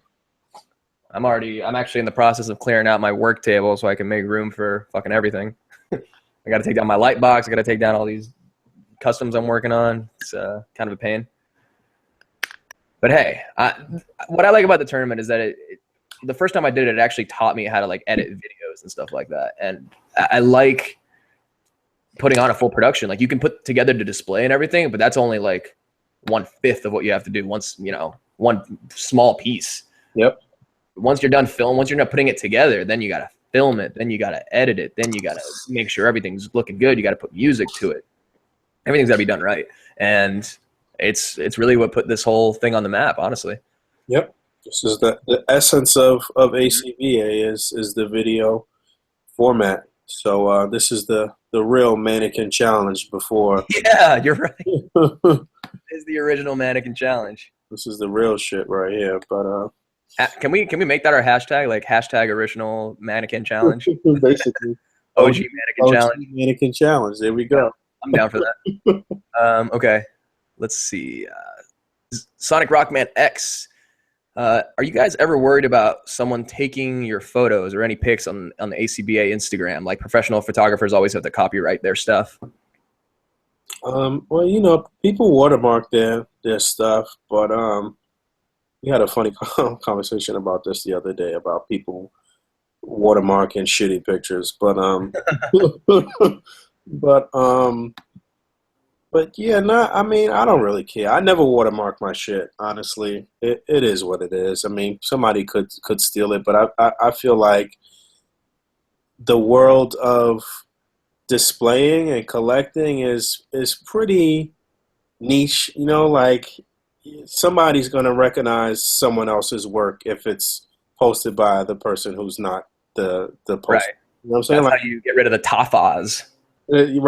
Right. So somebody's gonna know. It's like your man Raspberry Chainsaw, whose picture went viral last year, the Star Wars picture where they was beating up the trooper who was messing around with the Star Trek toy and shit. That picture went viral. To this day, it's still being shared in different places and stuff like that. And I can't even count how many times someone noticed it somewhere else and hit up the person and was like, yo, this is the person whose picture it is, give them credit, blah, blah, blah. Like, you know, people are going to reach out and demand that whoever it is give the person credit. It's like, if it's a good picture, the person's going to get credited no matter what, or that person's going to get outed for stealing. Sometimes it's not even that they stealing it. They just, you know, reposting some cool image that they saw on the net. They don't know where it came from. It's like, you know, like a meme that you see. You can't credit a fucking meme. Right. Even there was another one that went viral. It was Jeremy Lee's where Thanos is doing the Google search for the Infinity Gems or whatever. Definitely, yep.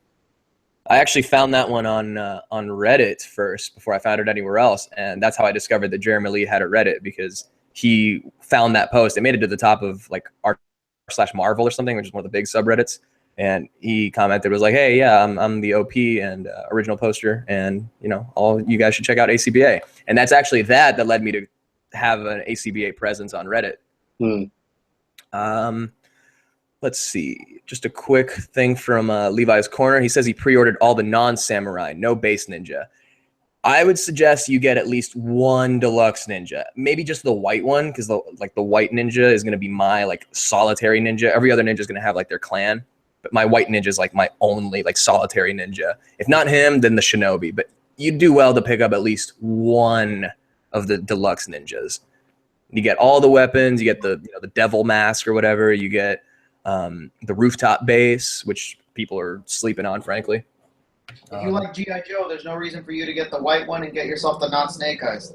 Exactly. I mean, yeah, if you're getting solitary, you should get the white one. You got to get the deluxe white ninja set, no question about it. And an arms pack, so you can make it sleeveless, of course. We need the sleeveless. Yeah, I totally forgot about the arms pack. Yeah, so yeah, definitely you need that too. Here's another one from Sonic Rockman. Did you guys see Shartimus's last stop motion video? Which one? It was the big time letdown Spider-Man where he's like traveling with Doctor Strange. I think it was called The Death of Big Time Letdown Spider-Man. I didn't watch that one. Why? What happened? It's like 13 minutes long. I'll be honest, I didn't watch the whole thing. I watched like 4 minutes. I realized it was like good, but I had to go do something else. I just walked my dog or something, and I just didn't finish it. But he's doing a good job on that, man. You can tell he spent a lot of time working on it. You know, he did all the voice acting on it, all the stop motion. When you say The Death, does that mean that it's the last video like that, or what? It's the last video with like the big time letdown Spider-Man, which is the Hasbro one that has like the fucked up paint. Yeah, I know all about the right. So this thing starts out and he's reviewing the Deadpool. He has them compared to the Deadpool, and then Deadpool like literally kills him. He like shoots him dead, and it's pretty funny. So the whole thing, you know, it's kind of like a little short film. Big time letdown Spider-Man dies, and then his spirit is, you know, wandering the spirit realm, and he finds the astral form of Doctor Strange, who kind of a Christmas, not Christmas Story. What's that one? The Ghost of Christmas Past and all that kind of thing. It's like that, where like Doctor Strange will like take him to his past comparisons against other figures and like, help him not get killed by the figure he's being compared against. It's pretty funny. I'm gonna have to go back and finish watching it because it was pretty well done. I just didn't have the time. Yeah, I'll check that out. I'll see how long I can endure that shit. I'll check. Yeah, I saw when it went up, but I have not watched it. I'm sure I will at some point. I think maybe just because it's pretty long. I think if he would maybe cut it down just a little bit longer or shorter, would have been a little bit more digestible. But I liked what I saw for sure. Let's see. And no, I did not try to take any figures while on the stream. I should have, yeah. Worry not.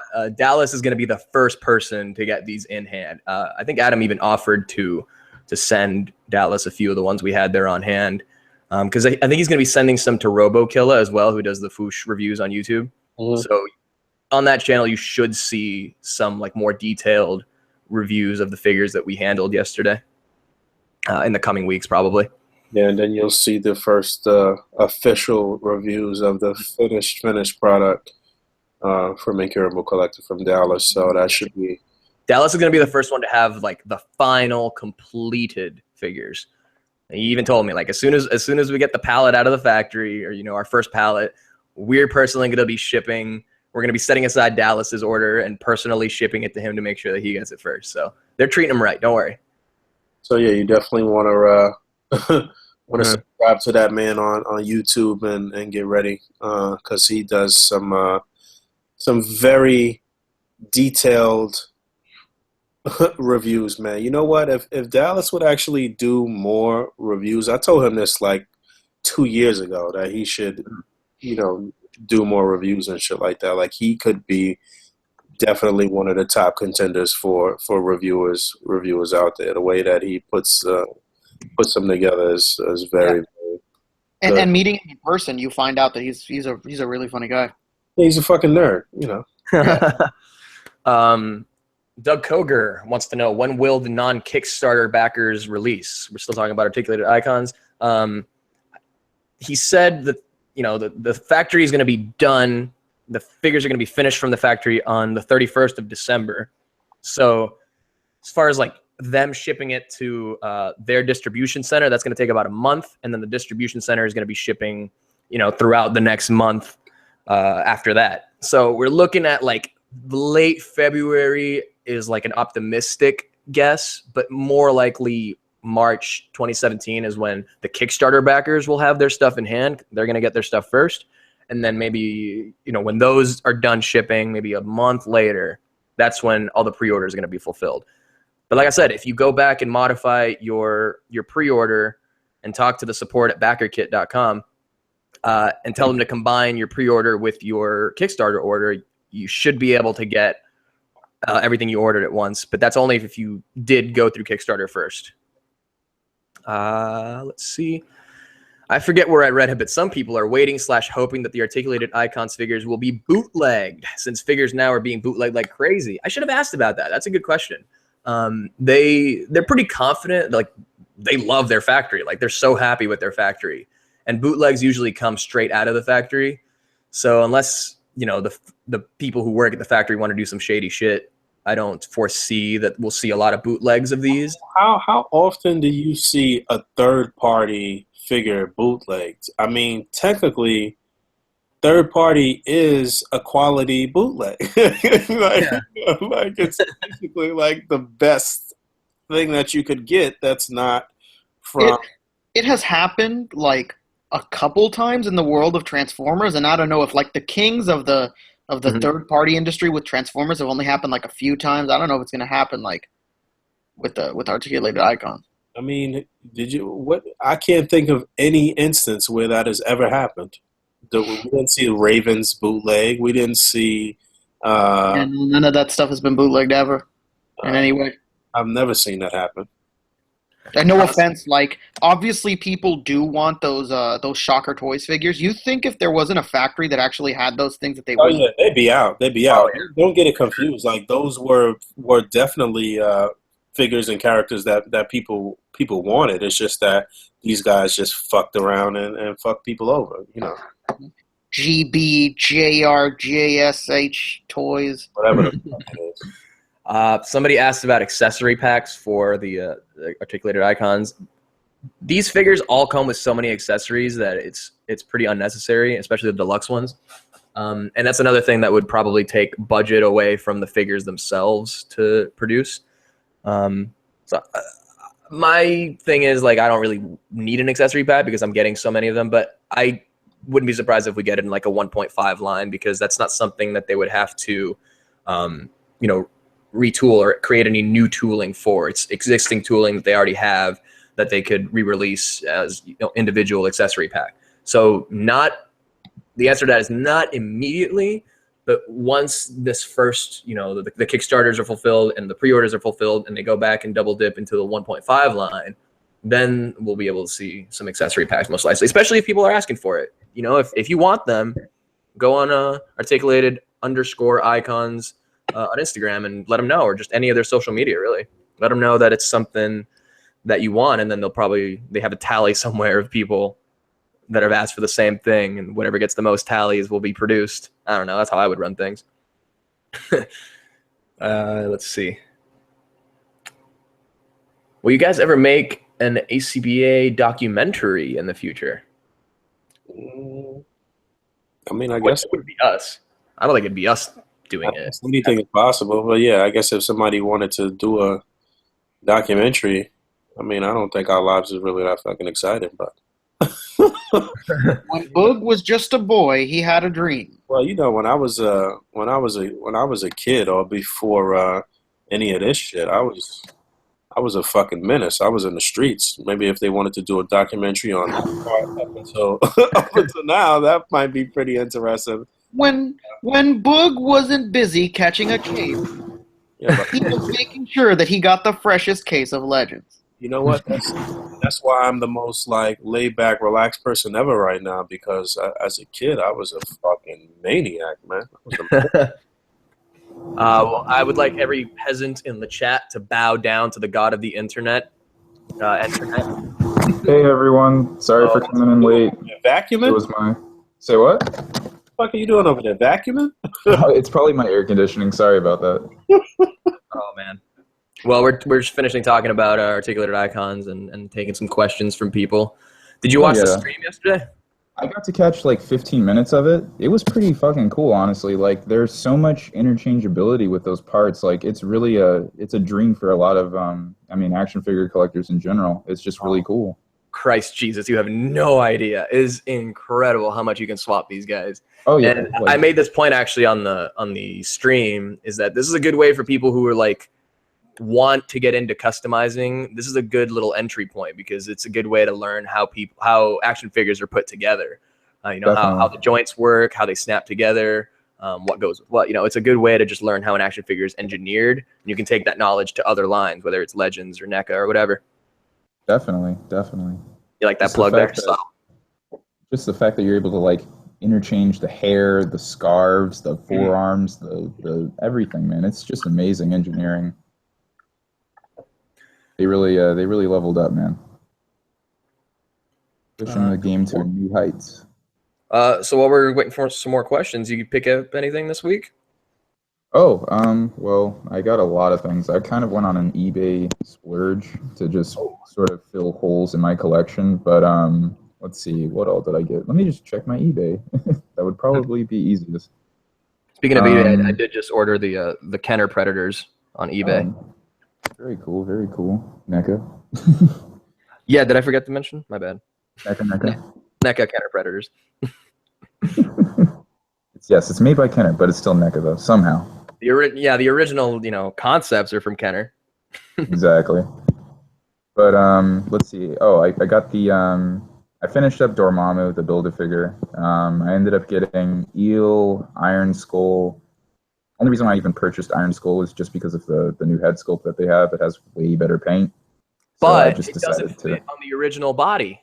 Yeah, but it fits on the Nick Fury one, and that's the only one that I'm using it for. Okay. Yeah, I was talking about the old Punisher body, Oh yeah. No thanks. But the Nick Fury works fine. The only problem with that is that the MCU Nick Fury, it basically has the black neck, so you sort of have to paint it if you want to finesse it in shots. You can always like. Oh, well, I mean, the one I was talking about is the same body. You know how they had the Red Skull on that body that came out in the Winter Soldier wave, I think. Yeah. It was That's the same head sculpt, but for some reason the neck pegs are different. Yeah, that's strange. Very strange. That was my first thing. I was like, I got the Iron Skull, and I'm like, I want this the thing other one. swallow? It's better, but it doesn't fit. Yeah, but I ended up getting that. Got Eel, finished up Dormammu, the Build-A-Figure. I got Claw, even though that figure is terrible. I just needed to fill that hole, I suppose. I ended up getting the MCU Black Panther. Basically, I ended up finding it at Toys R Us, and someone actually swapped out like a Build-A-Figure part. So I just told the, I guess like the clerk or whatever, and they basically gave it to me for $13. So that was kind of a steal. I also got Constrictor. I got that for $5. So just to fill in, and then I finished up the Wrecking Crew finally, and then I got a custom Bullseye. It's on the Bucky Cap mold. It looks pretty neat. But yeah, that seems to be everything. And then like, yeah, I also got like Iron Fist and Nico too, but that was like 2 weeks ago. Yeah, True is having that 2 for $35 Legends sale, so that would have been a good. Just go check, see if there's any you missed. I got everything now. I'm completely caught up. I'm waiting for the Sandman wave to go on pre-order now. Let's see. From Colossal Customs, what are some other type of figure lines that you guys would like to see? Whether it's soldiers, animals, marine animals, cyborgs. I think we need civilians like really badly, more than anything, if you ask me. Yeah, that would be perfect, especially when you have civilian figures now coming out from Marvel Legends. I mean, they're going to give us a, Mary Jane. Mm-hmm. We're already getting a Jessica Jones, which is probably going to be on the same body as the Mary Jane, whichever one comes first. But yeah, having more civilians would definitely be sick, because I kind of find it funny that in all of these like displays in New York City of all places, like there's no civilians whatsoever in a lot of people's displays. And it's like, it's okay, obviously, but at the same time, it's like for a more realistic feel, I guess filling up some empty space with civilians would be nice. I mean, they could do a pretty varied line. I mean, someone just mentioned Street Thugs, but that's something that they could put in a civilian line. Like, definitely. We did talk about during the stream the Dime Store Legends line, which is a 3 3/4 inch Western line. So it's cowboys and barkeepers and whatever. Outlaws and sheriffs and all that stuff. But what's cool is that they have an option for, I think it's one of the stretch goals or something, but they have what they call their Buckaroo pack, which is just their bucks, and you can put any number of heads on it, and you could just fill up like your whole Western scene with what's the same buck as like some of their actual characters, but painted different and more varied colors, so that you can create your own guy and just have like random other cowboys in the background. So I think something like that could work for a civilian line, because you could have a base buck and then several overlays, whether it's like a hoodie or maybe like a tattered jacket for a hobo or something, like all these different overlays on top of that could create different kinds of civilians, Definitely. As long as they have a male and female buck, they could go pretty far with that. Definitely. That's another thing that I'm sort of waiting on from Hasbro, in particular with like shield agents, because I'm assuming that it's kind of inevitable that they're going to give us a Maria Hill in a comic book form. It's just sort of a when, not a if. But when they eventually get around to that, I'm hoping that they introduce like the same thing that they did with like the Nick Fury, where they give us like female shield agent heads and whatnot that we're able to play with. Something that I'm looking forward to, because that old female Maria Hill buck is like fucking terrible. Honestly, it just does not hold up. It's like quite literally anorexia. What about a Marvel Legends Kingpin? And if so, would we like it to be a Bath? Probably. Yeah, Bath. Can't single card him, unfortunately. Mm-hmm. And then from Levi's Corner, he says, probably a dumb question, but how does the articulation rank among Marvel Legends versus imports? Imports are most likely going to have better articulation. Way fucking better. Like even something like a butterfly joint is something you only see on a handful of Legends, but most imports will probably give you that. Look at the insane poses that people are doing with the Revoltech Deadpool. Like insane posability. Yeah, that you're not going to get a much better comparison than that. Actually, it's the current Legends Deadpool that just came out in the X-Men wave versus the Revoltech. They're the same outfit from the same era of comics that you can tell. It's the most direct comparison you're going to get of two completely different executions of the same figure. Anybody who missed out on the Revoltech Deadpool, Figma has a version coming out next year as well. I don't know if it's actually at the end of this year or in 2017. I think it's in 2017, but yeah, it's going to be like first quarter 2017, and it's going to be a more relaxed look to Deadpool, not very dramatic. It's not going to have the posability of a Revoltech. I mean, anyone who's handled a Figma pretty much knows that the articulation is exactly the same, like on almost every single figure. So expect that. Like if you have a Snake, you have Solid Snake, then that's exactly how you should expect your Deadpool to be when it does release. Which does have very, very good articulation, and it does still look pretty streamlined and pretty good in a vanilla pose as well too. So that'll be the median, I guess, between Legends and Revoltech. The Figma will fall somewhere in between, where it will have a better range of motion than the Legends version, but still look almost as good as the Legends version and not look awkward in vanilla poses like the Revoltech one might. So we'll see, because Figma sometimes could screw shit up too. But well, that's another one with the exact same outfit look too. Right. So yeah, it's the modern take on the costume. So we'll see what happens. And I'm looking forward to this Revoltech Spider-Man, which will be more the same of Deadpool without any of the harnesses and belts and shit to hinder any of the articulation. So Marvel Action wants to know a reliable camera he can use for A.C.B.A. I know you just answered it, Internet, but he says he can't depend on his phone to capture a scene. Boog, you're still using your phone, right?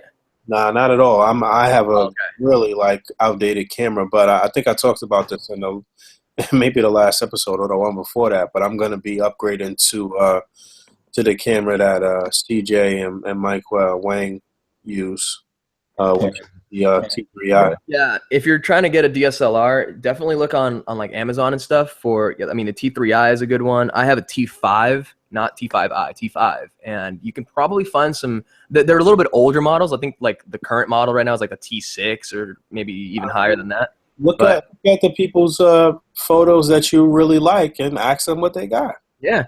And what I was going to say is also that some of these older cameras are still as good as what's, coming out now, like the T6, maybe with slightly less features, but the photo quality is always going to be the same. For the most part, and some of these older ones, you could actually find pretty cheap bundles that are about the same price as just the more new camera. And that's, an extra lens, a case, a FireWire cable to go from your computer to the camera, audio cables if it's an I version. I don't know shit about Nikon. So Jasper, you know what? This is the time coming up right now. This is the time for you to start looking on Amazon for a new camera. It's the holiday season. You're not going to get a better deal. So this is when you're gonna really fucking come up and get that whole bundle pack that he was just talking about. Straight up on because I know Black Friday deals are gonna be insane this year, especially. So it's a Trump America. So everyone's trying to sell their shit. Mike Odom's Nikon all the way, baby.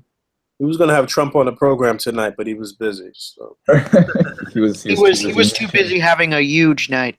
Busy getting daggers stared into him by a bust of Martin Luther King. Oh my God, that is literally that was history in motion. That was one of the best things that has ever been captured on camera. I just couldn't believe that was actually real. I was like, what's that? I didn't hear that. What was that? It was the meeting between Trump and President Obama. Oh yeah. It was fuck this guy. it was the fact that Martin Luther King's bust was right behind Donald Trump. It was too fucking perfect. He's looking at him. He's looking at him like, yeah, motherfucker, get it. Go home. You're not here until February. Listen, guys. Go ahead. Did you see? Did you guys see Chappelle on Yes. Saturday? Yeah, It that's was funny, it man. was great. It was great. With all his characters from Chappelle's Show, man, that was a blast. Well, what's odd or what's ironic is that when I was waiting in line for the NES, you know, where they film Saturday Night Live is literally like down a block or around the corner or some shit. So we saw people who had camped out overnight to get tickets for that. Oh yeah. leaving as we were standing there for the online for the NES and shit. At the Rock. Yep. Nice. Black Center. I was gonna say I don't want to get all political and talk about Trump or whatever, but the one thing I gotta mention is these fucking protesters who feel the need to step onto a busy freeway and add 45 minutes to my commute back from school. Fuck yourself. You're not accomplishing anything. I'm sorry. You can be angry, but don't add 45 minutes to my already 1 hour commute. Listen. These people protesting Trump as I don't agree with that Not at gonna all. change And shit. not that I agree with Trump's policies Me neither. or like him at all, but it's so fucking moot, like it's so like asinine, like nothing's gonna come of that shit. Like it's already a done deal. You are wasting your time protesting that shit. Like, you know what I'm saying? It just doesn't matter. I have 2 points. And I promise to not make this super political because I work in this field. It's sort of my job already to like talk about this stuff, but I will try my best not to after this. But one, protesting in California is very stupid considering that we already voted for her in like 73 percentile, I believe. We voted for Hillary Clinton opposed to Trump. Mm-hmm. So California is not the problem, and I'm kind of perplexed as to why people in Los Angeles decided to come out as much as they did in opposition. And I'm just like, we're all in the right. Like everyone over here is progressive. This isn't where we need to be protesting. If you're wanting to really make make your presence heard, either go to a red state or on Inauguration Day, show up at DC. I would like that. I would like if all those protesters on the 405 blocking my goddamn commute would just go to like Texas or something, put on that same kind of protest. That shit's going to turn into the Green Inferno real quick. Exactly. Yeah, I've asked people that are out there protesting, like, dude, you know what? Like, do you honestly believe Trump is going to look at this and go, man, a few kids in Berkeley didn't go to school. You know what that means, guys? I'm going to give up my seat. But you know what? But the second thing is this guy has so much dirty shit, dirty laundry going on in his life. I really don't think that he's even going to last for 4 years. I think that he's going to probably be a 1.5, maybe 2 year president just because he has so many pending lawsuits. Like 75 or something like that. Yeah, like he's kind of in up Schitt's Creek, quite literally. And then there's also that upcoming trial, even though it might be out of the statute of limitations, but you know, the rape of a 13-year-old girl. So that's yeah. Sonic Rockman wants to chime in. He says protesting does have a good, powerful meaning, but it's worthless as they're protesting Trump and Obama are meeting. So it's still happening. Yeah, I mean that's the point we're making here is that you can protest and shit, but there's no point. If there's no really point, first of all, California, we all voted for Hillary, for the most part. So that point is moot around here. But just like destroying public property and getting pissed about this, and these are supposed to be the progressives, the people who are condemning Donald Trump for being like, oh, I don't know what's going to happen if I don't win or whatever, and saying that was like a call to arms to his supporters to like go riot if he doesn't win, are doing the exact same goddamn thing, and they don't they don't understand the meaning of the irony. It's just hilarious. Yeah, and as me being a Mexican man, although I'm very lucky that all my family that lives here in the U.S. is all 100% U.S. citizens, so I thankfully don't have to have that worry in my heart like a lot of Mexicans and other Hispanic countries do. I mean, just it was either today or yesterday. I'm sure internet has seen the same thing. That when asked and asked to give detail about what he's going to do about deporting immigrants in the U.S., he's doing exactly what Obama did. Yeah, he's gonna deport felons, and that's it. But at the same time, people are a little worried because he has flip-flopped like incredibly. Like there have been times where he's been interviewed and he's flip-flopped during the interview. So it does it's still important to well, not important, but it's like it's logical for people to still be afraid of his policy. Oh yeah. I mean, The guy is. for you to be, I don't know if you should be genuinely afraid, because I mean, it's Well, so I have a counter argument to that. so much red tape, so much shit that he's got to do. Mhm. You know, there would be so much opposition to some of this shit that he has said that he would do. Like, it wouldn't even be worth his time to even try to pursue more than half of the shit that he said. He's just blowing. But the problem is with that argument is that he has a full House and Senate behind him, and Yeah. he's probably going to have a Supreme Court behind him as well. Doesn't matter. They're not gonna move forward with more than half of the outlandish, ridiculous shit that he said. He's gonna fall in line. He's gonna have to fall back. He's gonna have to eat a lot of his words over this presidency, and either he's gonna.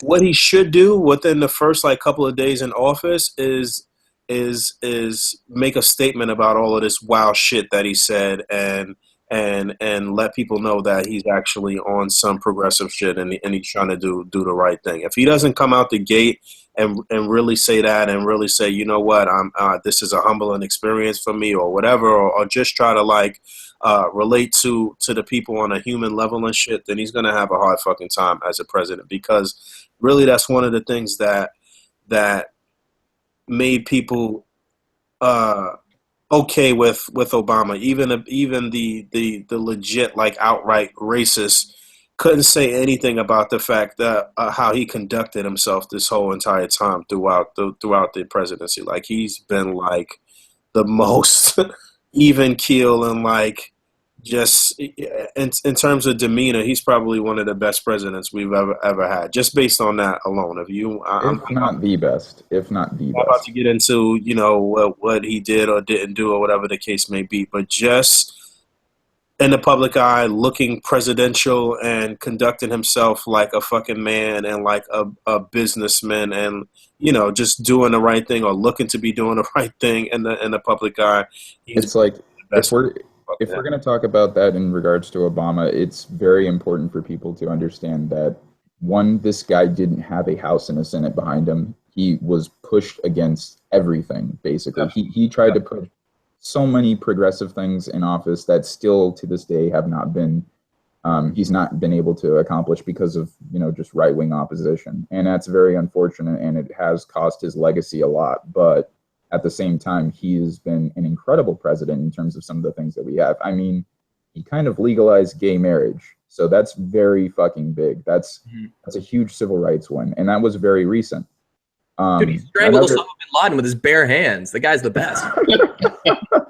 he did what Bush could never do. But but at the same time, it's like, just look at the first family right now compared to what's coming in. It's I just said this the other day. I'm like, could you imagine scandal free? Could you imagine if Obama had fucking 5 kids by 3 different women? How crazy that double standard would be. Oh yeah. Oh my goodness. Man. Oh my God, you're right. Yeah, come on. That would be. They would rape him over the coals. Crucify this guy. You know what I'm saying? I mean, this dude was forced to stop smoking cigarettes. Can't smoke your menthols in here anymore, Mr. Obama. Yeah, you're the president now. It's no more smoking, bro. He's gonna light up a fucking Newport right on day one. He is 100% coming down to California and lighting up a spliff. 100%. Yeah, right. He and I are about to chill. We're about to have sleep on Mario.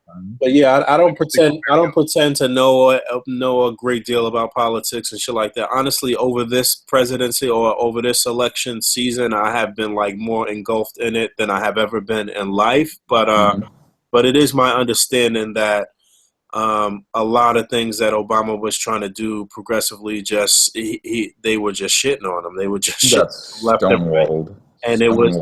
And it was mostly just because he's black, basically. Yeah. But even Obamacare, which I've seen firsthand, that it hasn't been great for me personally. Oh no, it hasn't been great for everyone. But my understanding is that it hasn't been good because, the full plan wasn't put into action because they kept fucking it up out on every turn and not letting him put the full thing through. So And they threatened to do the exact same thing if Hillary was elected. They said, she's elected, we're going to make sure she can't do shit. We're going to freeze this entire place. The issue with Obamacare, though, is that basically Obama was proposing a single-payer plan, which is pretty much what every other progressive nation has. It's what Denmark, Denmark has free healthcare, but it's what many progressive nations use right now, and that's what Canada is using as well. So it would be a lot better if we were to sort of mirror those progressive nations. But now that we have a right-wing controlled, a three-headed right-wing controlled office right now, it's gonna be bad. And I don't know, you guys. I saw an article in the New Yorker that said that Donald Trump Googled Obamacare and realized, it's not that bad. Well, the New Yorker, I mean, it's just one of the most prestigious newspapers out there. It's just its credibility is just amazing. But in terms of like Roe v. Wade, climate policies, happening. I mean, all of these things are on the chopping block. And honestly, if that's fucking scary, dude. I mean, to have your reproductive rights threatened, like that's not something that we have to necessarily worry about because we have the privilege of being men. But at the same time, like, you don't even need to know a woman to know that that's fucked up. Like, the government is now going to be able to say yay or nay in terms of your abortion. And then Mike Pence. That's one of those things that I don't think is going to change. That's one of those things that I think is just outlandish, and it's just. At the same time, sensational shit that he's saying. I honestly don't think that anything would happen with that. During the campaign trail, he said that he wants to repeal Roe v. Wade, and then he appointed, Mike Pence as his transition operator right now. And Mike Pence has been on record saying that, he's pro-life. I think that's such a funny label for it. Pro-life. He's a religious. And, oh my God! Yeah, I mean, that's what a lot of people are more worried about. Is like you said, if Trump is indeed a 1.5 to 2 year president, like you predict, that other 3.5 to 2 years is going to be Mike Pence, and I don't think people are going to like that. He's fucking scary, dude. He's the Mussolini to Trump's Hitler, if that's the case. You know what?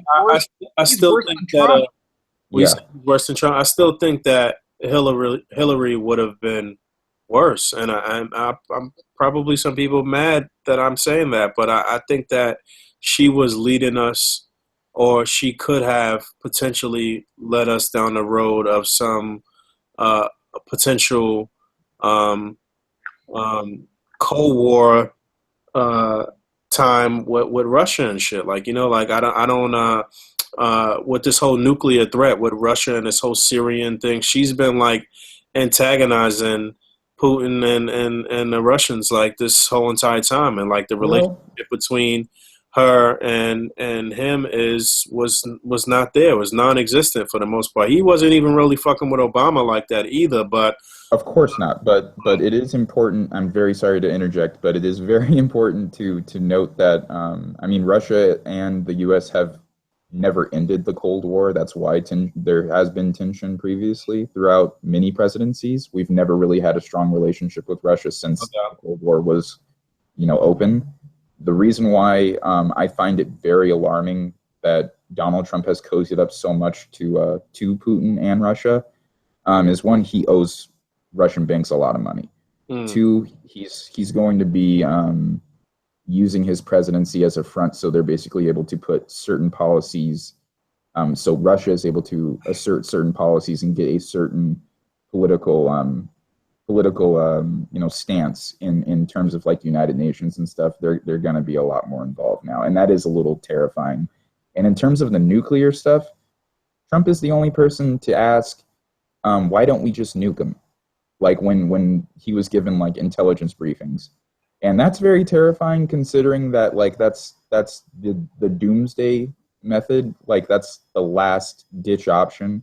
That's not something that should be ever toyed with, because quite literally that's like the worst thing that anyone can possibly do. Yeah, no doubt. It's literally the worst case scenario, no question about it. And then even before then, he was saying, you know, I think that what we should do is just get rid of all of these deals, and we should just have it to where everyone has a nuclear program. Imagine, that's nuts. Imagine like a North Korea not having any sort of restrictions. Imagine Iran not having any sort of restrictions. Like, that's nuts. That's fucking crazy. So I don't entirely agree with you on that, but at the same time, I understand exactly where you're coming from.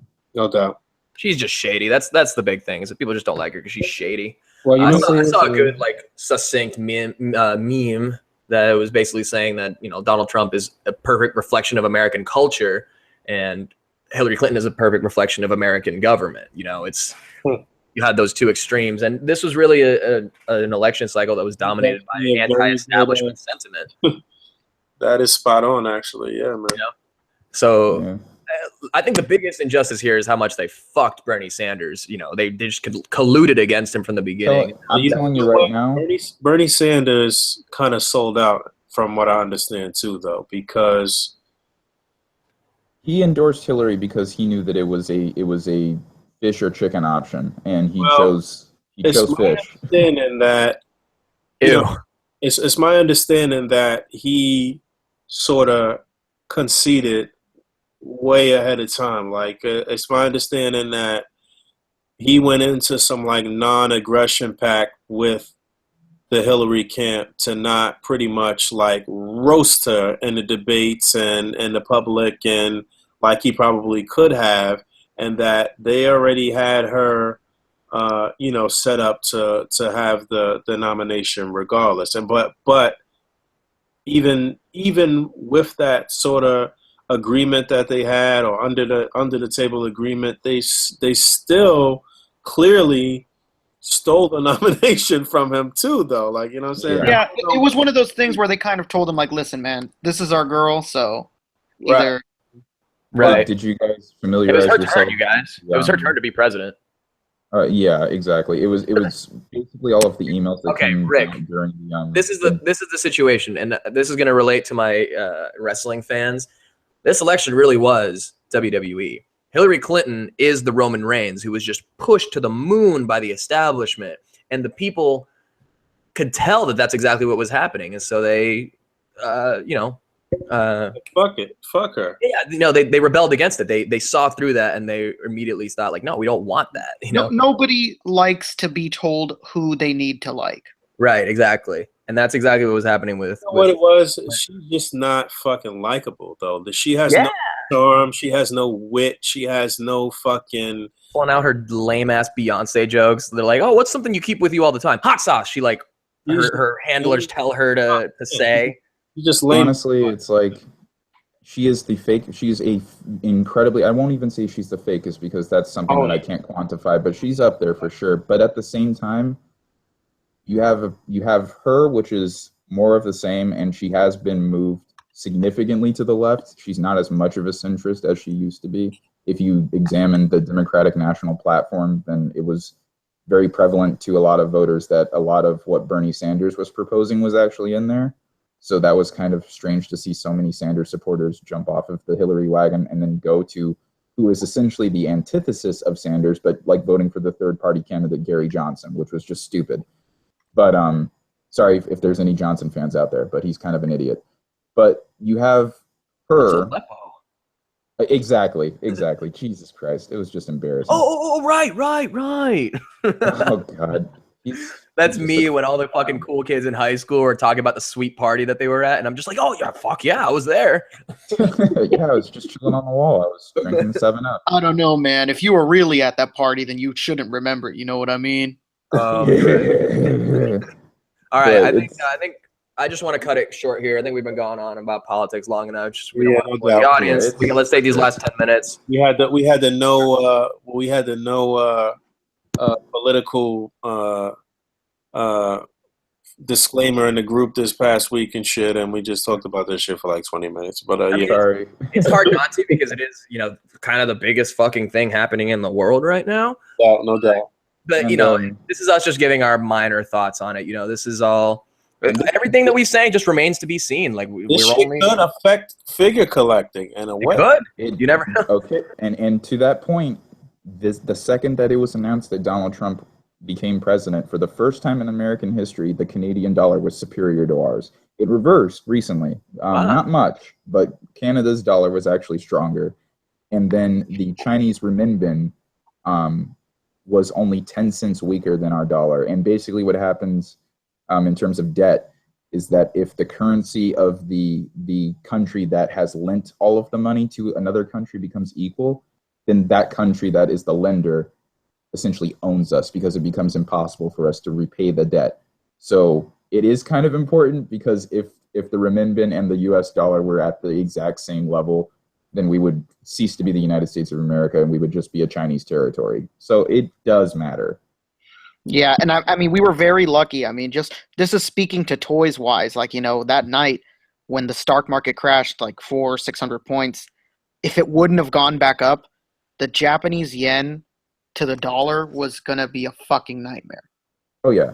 It was gonna be an absolute nightmare. Right now, the yen is the strongest it's been, and we are very, very lucky to the dollar at least. We are very, very lucky that the stock market picked back up right after he gave his speech, because if not, anyone who imports would have been very, very, very much screwed. Yeah, it's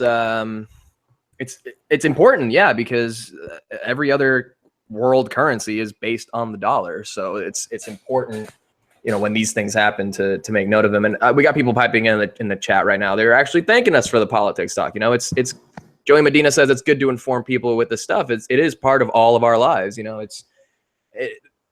Frankly, things aren't going to change like super drastically overnight. This is all going to be over the next several years. There's going to be plenty of time to get angry later. All I'm saying is, if you're going to protest, don't do it on the 110 freeway at midnight when I'm trying to get home from school. That's all. Pharaoh. Yeah, do it peacefully. Don't be bothering people. Don't get in people's way. Cause property damage to the state, the city. Right. I saw a great video. It's a bunch of protesters in Oakland, and they're setting fires in the middle of the street. And it's all just like young kids, like my age, maybe younger, just kids who were pissed because Hillary Clinton didn't win the election. And this one kind of older black lady comes into the frame, and she starts putting out the fire that these people are starting. And the people are like, "Hey, what are you doing? What are you doing, man? You got to keep the flames going." She's like, "What are you doing, man? Oh, yo, fuck Donald Trump." Yeah, fuck Donald Trump, not fuck Oakland. Why are you destroying all our shit? It's literally like, it's all just fucking angry kids. And it took a very reasonable older black lady to come and be like, "Listen, this is not about destroying our community because we're angry." That's all I'm saying. Is I just don't. This is why I'm saying if we're going to run anyone in 2020, they need to start gearing. I'm telling you, dude, they need to start gearing. It's because Bernie Sanders, people are going to be ageist as fuck. You already know that they're going to be extremely ageist, even though they just elected Donald Trump, who is the oldest president elected in U.S. history. But you know that's going to come into terms with his presidency. Mm-hmm. So instead of him, I'm telling you, Michelle Obama. Oh yeah, Michelle 2020. She'll win like it's nobody's Pump the brakes, you guys. Pump the brakes. Hashtag Dwayne Johnson 2020. Oh my fucking. Well, did you just hear Chris Rock put his hat in there, and then Kanye West as well? So. Oh my god. But this is literally, I think the biggest thing to come out of this is that this is such a turning point, as far as we've had all these, up until now, we've had politicians as our presidents. I mean, maybe some like war generals and stuff in the 40s and in the revolutionary times. But these are people who have worked in the government, is what I'm saying.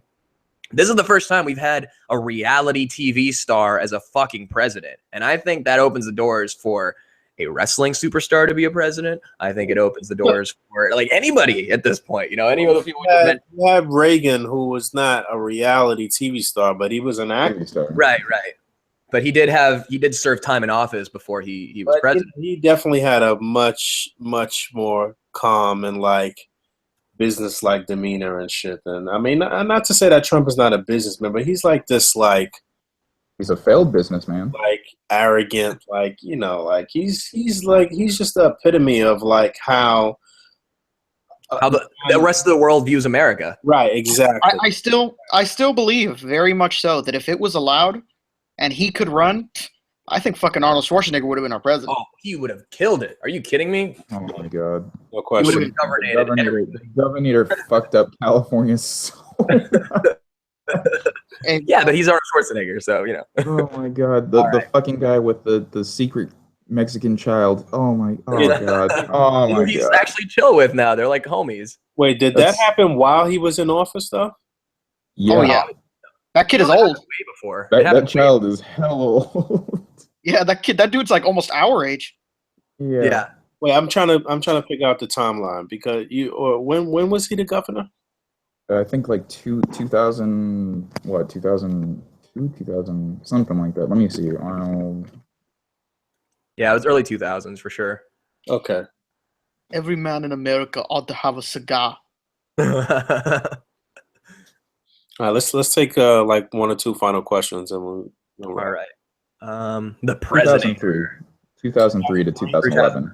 All right. Oh wow, that's a long reign. Let's see. Are the 4-inch Mega Mans any good? The NT Yes. Warrior has paint arrows around the head and face. Hell Yeah, yeah, they're they're good. And a new one just went up for order just the other day. Mega Man X for 4-inch no line. Go buy it. Let's see if there's any more final questions. What is your least favorite SH Figure Arts figure any of you guys have bought?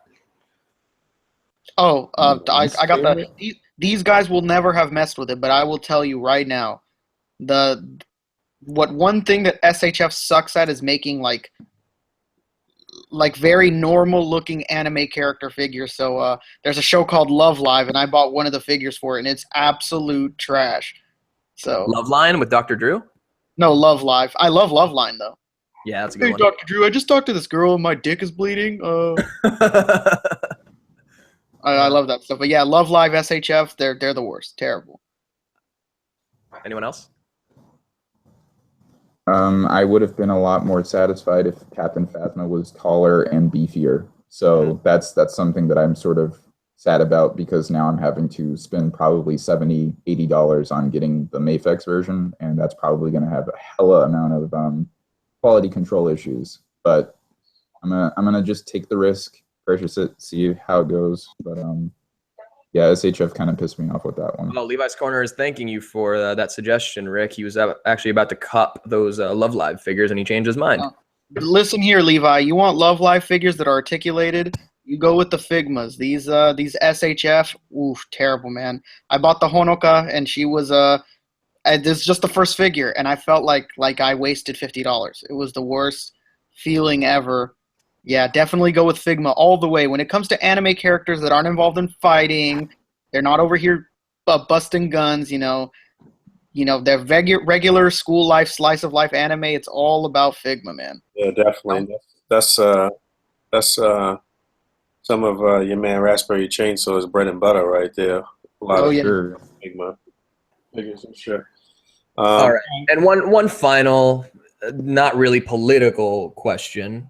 Okay, this will be the second to last question. The next question right now is who's getting the MP Megatron?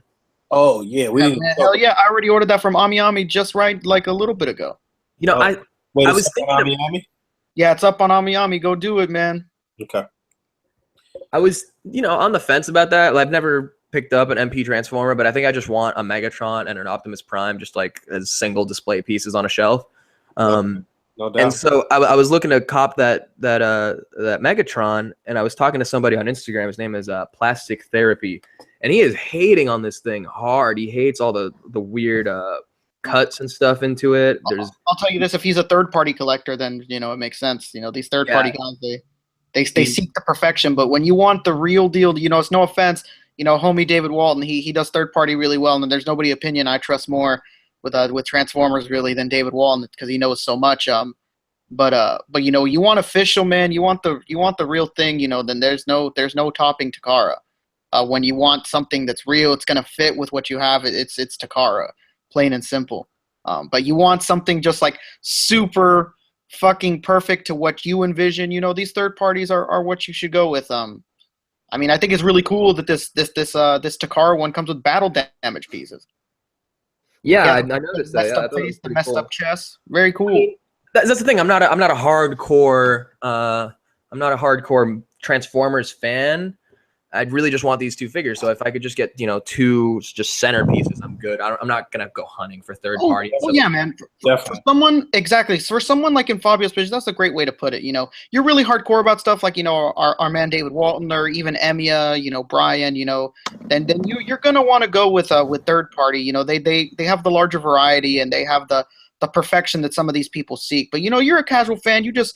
You have the nostalgia for Transformers, and you want the figure representations for them. Then just go with Takara. Who else is an expert with the Transformer shit is Dave BX too, though. So. Oh yeah, Dave BX, man, don't sleep on him. That bastard has so much when it comes to Transformers. And he's got a great smile too.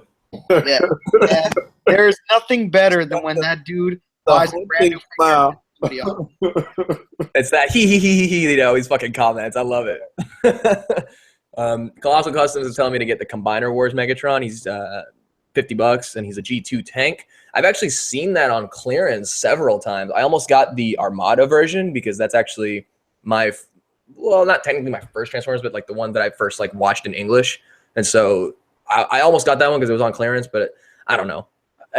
I would rather get a MP like legit. If it's gonna be just two of them, probably gonna go with something a little more high end. I think they're re-releasing Optimus like now, right? They're doing another reissue of Optimus. Yeah, he's available right now on Big Bad Toy Store. He comes with the key to Vector Sigma. Very very cool, like reissue / redo. It's basically the same figure, but with new pieces. Very very cool stuff. I'm looking now. It looks like MP Megatron is $230. And then so expensive, honestly. Oh yeah, here we go. The MP10 Masterpiece Convoy with trailer third production run is $220. That's a lot. Is it? Yeah. Yes. But $230 is a lot for Megatron too, isn't it? Yeah, let's talk offline. Let's talk offline.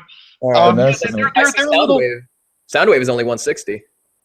Hey, but that Soundwave comes with so little compared to that's one way that Hasbro definitely shitted on Takara in the sense of accessories and stuff like that, because you get all the tapes with the American one, and it's after I bought my Takara one, I was kind of looking at it like, damn man, they really fucked me up with this. Like Takara has the tapes separately, $44.99 for Frenzy and Buzzsaw. Once I get Megatron and they re-release Skywarp, I'm done.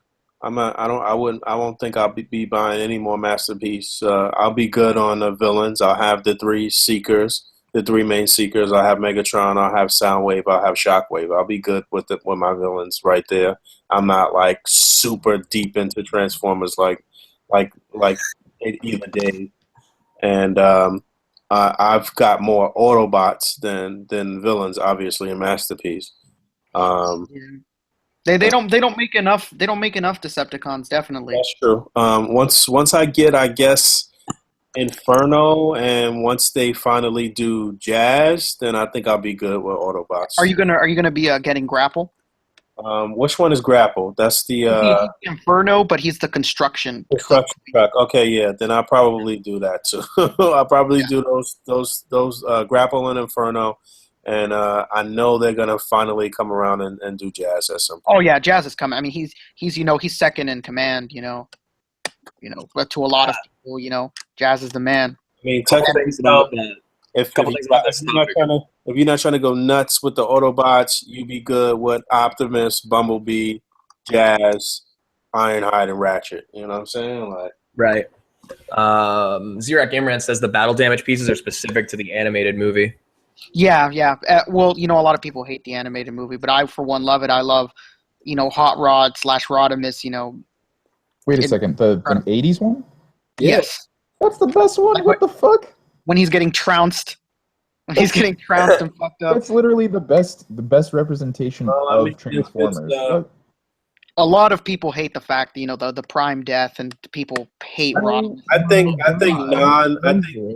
think newer school people hate it. I think if you grew up in the fucking 80s, that shit was like one of the most awesome. Like I was born in '90, so it was before my time. But I revisited that thing and I was like, "Yo, this is way better." Like, what the fuck? Like The G.I. Joe movie. Well, those were like classic fucking movies when I was a kid, at least. You got the touch. It's like I'm not shitting on anyone for liking Beast Wars, but if you're liking Beast Wars more than the original G1, like no, dude, G1 all the way. It seems like if you watched that film when you were like 5 to 7, you fucking hated it. Because you were so easily attached to characters. Like, you're older, you're like 10 years old, you're like 12 years old, and you watch the movie, you're like, oh shit, they're dead, damn. It was honestly amazing, though. I mean, it definitely threw a lot of people for a loop. They were just like, wait, all of these characters that I love and care for are dead? What? How? But death, that doesn't happen. It was amazing. It literally threw everyone off of their game. Oh yeah, it was incredible. In the chat, points from the audience here. Yeah, Levi's Corner says that there's a Takara Soundwave that comes with all 5 tapes. Yeah, but see, that happened later, man. They're trying to get you. And then Colossal Custom says, Fabio, have you ever really stopped at just 2 or specific number of figures from a toy line? He says he wanted about 15 WWE Elites. Now he's about double that. You got me there because every time I go to True, I still see the Masterpiece Bumblebee there, and I'm thinking like, well, if I'm going to get Optimus Prime in a little bit, I might as well get this fucking Bumblebee. But that's where they get you. I gotta stop. No, I gotta carry like a razor blade or something with me and just like digging into my thigh to be like, no, just stop. I sent you guys this giant ass Optimus Prime. This Optimus Prime is incredible. I have it on pre-order. It's an officially licensed figure. It's not like some third-party thing. This thing is 18 inches tall. It's a monster. It's right next to MP10, and it makes it look like a child. Jesus. It's unreal. Jasper Domino says Orwell's voice alone is worth the watch. I think he means Orson Welles, but yeah, as Unicron, that was great. What about Leonard Nimoy as Galvatron? Come on. Yes. Leonard Nimoy. Galvatron. If you don't like the animated movie, there's something wrong with you, legit. Beats the shit out of Starscream. Yeah. Only Decepticon that matters. He switches teams. I believe that was Orson Welles' last movie too. Probably. R.I.P. to the GOAT. Yeah, dude, that guy ate so many cheese logs. His voice sounded so fucked up. They're like, "Yeah, we need you to be an evil robot for us." Boog, where's the A.C.B.A. shirts at? Marvel Action wants to know. He checked earlier last week for a black in large. Oh, like he stepped away. We'll get you an answer for that soon. That's pretty much the last of the questions. Zero, I may get that Bumblebee if I have a coupon. While he's gone, Fabio, I'm telling you, look at that picture, man. Look at that thing. He's as big as his leg. What is happening? What picture are you pointing at? No, it's on the admin chat. Look at that thing. Oh. Yeah, I don't have Facebook. Holy shit. Okay, how about this might be a little crazy. What about Masterpiece Unicron? That'd be way too big. What if it's what if it's like the same size as a person? Not life size, but the same size as a person. If you use like a mini con Optimus Prime, I guess that would fit. I guess I'm forgetting just how big that would be. It would have to be like insanely large. It'd have to be Kareem Abdul-Jabbar sized. Oh yeah, it'd have to be huge. Oh, that fucking Optimus Prime, huh? So the MP10 is the one in the middle here, right? Yeah. Holy unreal. Shit. Massive. Yeah, and they have a little Transformers display at my comic shop, and they just got that Optimus Primal in. I gotta say, I didn't really dig it in person, and I love Beast Wars. That was my first Transformers. I thought it was pretty cool. Beast Wars was like were upset with the size. I don't know. I mean, I get he's supposed to have like big arms, but I don't know. It just looked a little funky to me. From what from like reviews I see, people that are unhappy with it, it seems like the general anger that people have towards the figure is really just the price point with the size that they got in the figure. Mm-hmm. It's like half the size of MP10, and it's like the price of an Ironhide or a Ratchet. And I mean, I understand where they're coming from, but what can you do? This guy's a gorilla, and the other one's a truck. Right. I don't think they're going to be the same size, and if they are, then it's a terrible mistake. Just purchase it if you enjoy Harambe memes, honestly. Yeah. You enjoy Harambe memes. You liked Beast Wars, then that's the Optimus that's prime for you. Oh, see? Christ. Right there. Right there. I was gonna say I have my Harambe action figure. It's the Luca from the Dawn of the Planet of the Apes or Rise of the Planet of the Apes, whatever. Pretty much. Yeah, that's the best one for sure. They killed my mans. They killed my mans. Oh my god. All right, let's get out of here, y'all. Yeah, let's get those plugs out. Oh wait, what was the question that they had for Boog that he couldn't answer? Oh, Boog, T-shirts. we need more A.C.B.A. shirts, black, large. You know what's funny? We've been cleaning out our inventory. I don't think I have a large right this moment, but yeah, who was that? It was Marvel Action. Just message me on Facebook. We'll figure it out with you. Cool. And why don't you tell them what Facebook you're referring to exactly? Well, That was just a terrible segue to get you to do your plugs.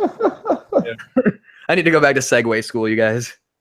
yeah, so you are on my YouTube channel right now, Boog_A.C.B.A. or Boog Nice. And if you want to follow me on Instagram, it's Boog_A.C.B.A. Please follow the A.C.B.A.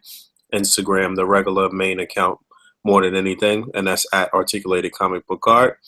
And that's it for me. Well, they call me Colonel Crackers on Instagram, YouTube, Reddit, Steam, and Twitter. And you can listen to me on the Raw Live and Unedited Podcasting Network. That's at rawlivepod.com. It's a whole family of great shows from anything from Walking Dead to Game of Thrones to video games and anything in between. That's it for me. Rick, why don't you go? All right, man, let's do it up. I'm Rick Dom2345 on Instagram. My partner in crime, the Japanese smoothster. He's not here. He's driving back from UFC 205 at the incredible win at the hands of Conor McGregor. That would have been incredible in person. His 2 Fukin belts. You can check me and Fabio out on our podcast, the Super Slam. I mean, we haven't done one in a while. It's kind of hard to getting all these guys together. But I'm sure we'll be back soon enough to discuss the great goings on. I just went to an NXT show. It was incredible. Nice. And you can follow me on Facebook at just my name, Rick Dominguez. Very easy to find. Yeah. Well, you guys can find me at Internet. That's spelled ENDTERNET. That's my handle for Instagram as well as Twitter. On Twitter, I'm a little bit more political, so if you were enjoying any of the political discourse that we were having in the chat, you can see a few of my tweets there. You guys already know what I'm about. Everyone stay safe. If you're protesting, I would highly encourage you to do it on Inauguration Day if you're actually trying to make your protest matter. It's kind of pointless to be doing it in California.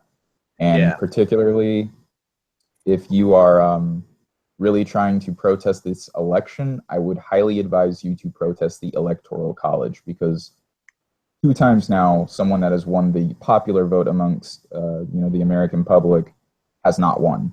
So quite literally, that's the issue at this point. So I think that that's something that is worth addressing. That's my last thing. But yeah, whatever. Well, yeah, I'm just saying that in terms of like people's votes really matter. Why is it that Wisconsin is less than California? It's that sort of thing. No doubt. And on that note, we'll talk to y'all next week. We had a pretty packed episode, being that we weren't here last week, and hopefully we'll be back next week. Oh wait, where's Pharaoh? Pharaoh been gone. It's Pharaoh Black as always. As You all always, can follow me at Pharaoh Black. there you have it. All right, we out of here, y'all. Peace. See ya. Peace out.